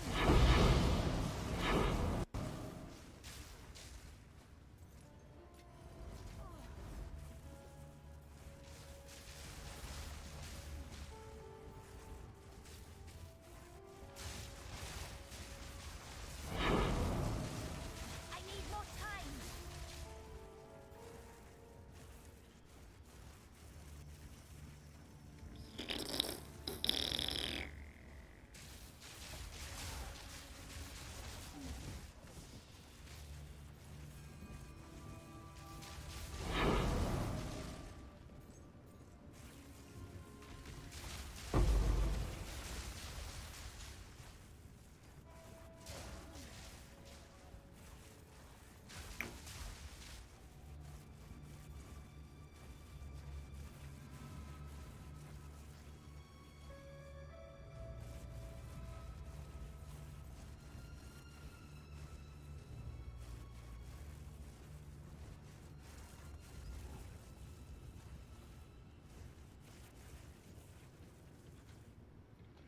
See how many fragments we get off of this one. Probably only 2, but I keep picking up 3, but I'm not getting 3. I'm getting 2. It's like it's glitched out or something. You cannot stop us. We will take the power that we deserve. Not if I take yours first. You will pay for that. Sure about that.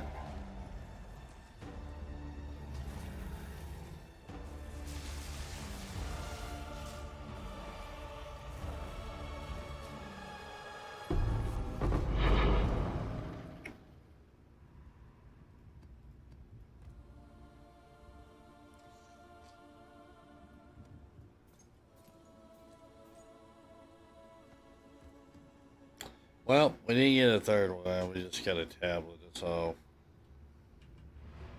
Shame. Big shame. Speak.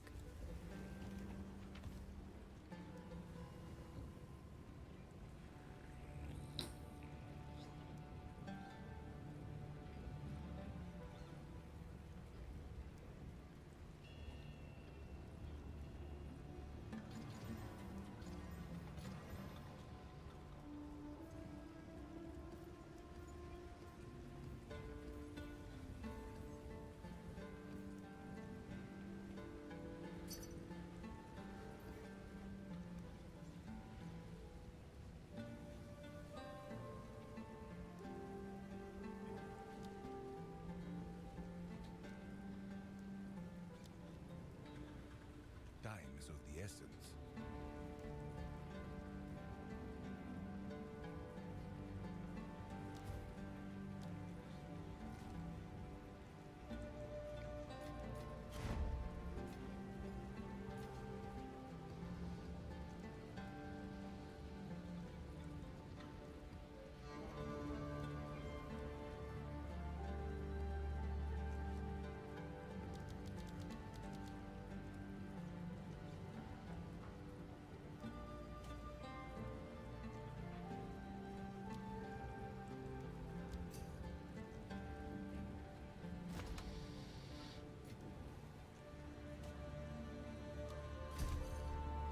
Yes.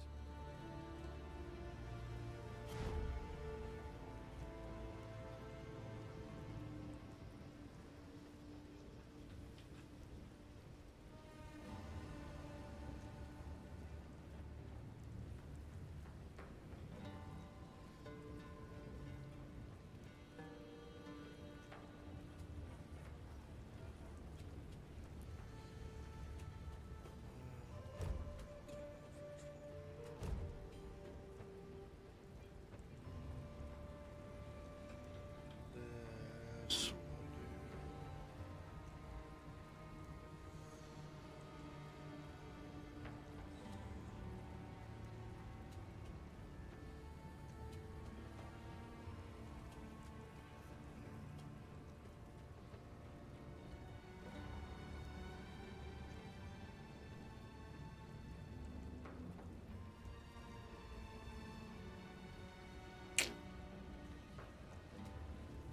trash.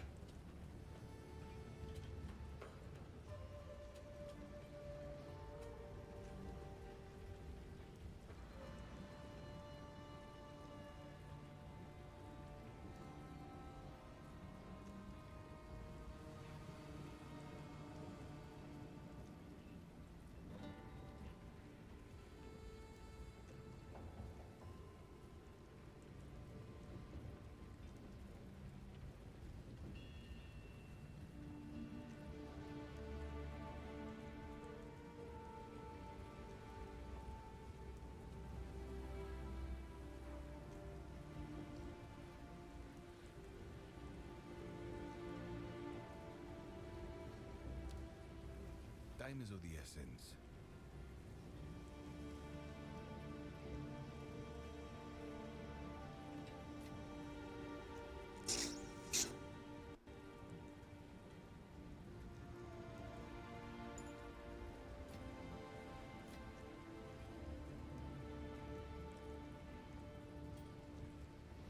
Right. Hey.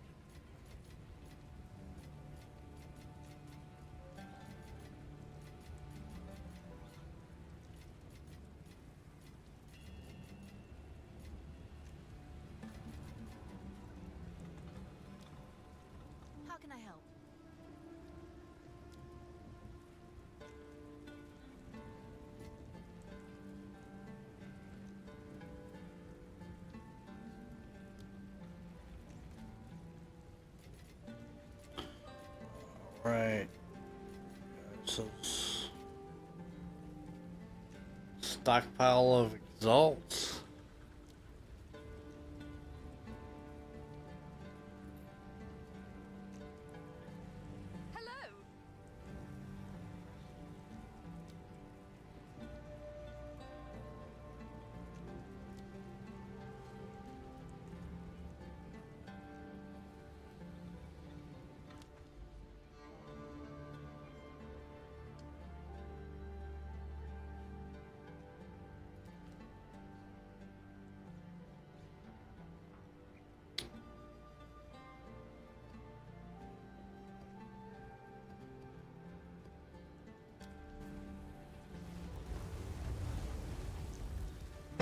Mesa.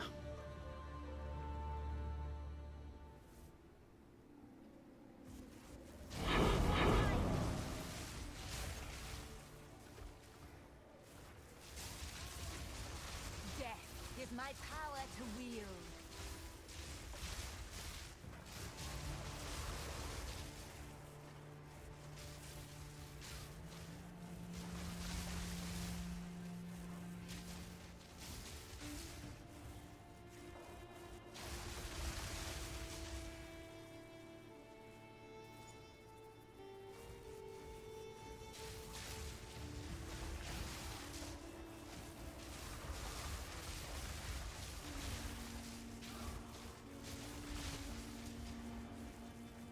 Too soon.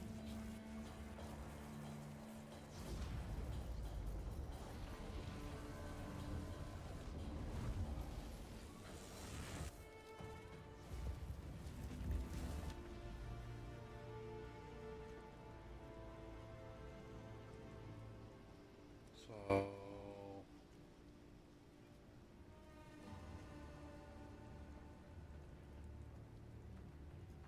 how do we get over there?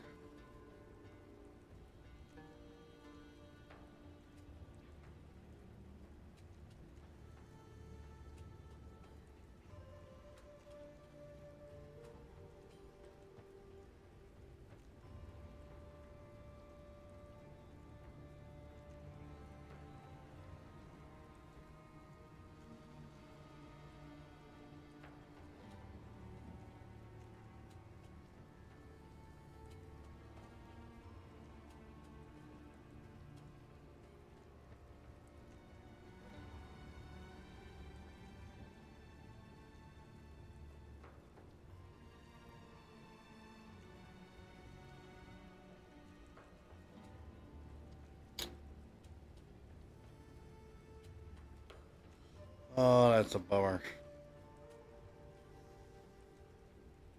Darn, man. Alright, chat. I'm gonna get off here. Make sure you guys hit that subscribe button, that bell icon, so that way you get notified every time I go live and I post new content. With that being said, guys, I will catch you all later. Until next time. So, hashtag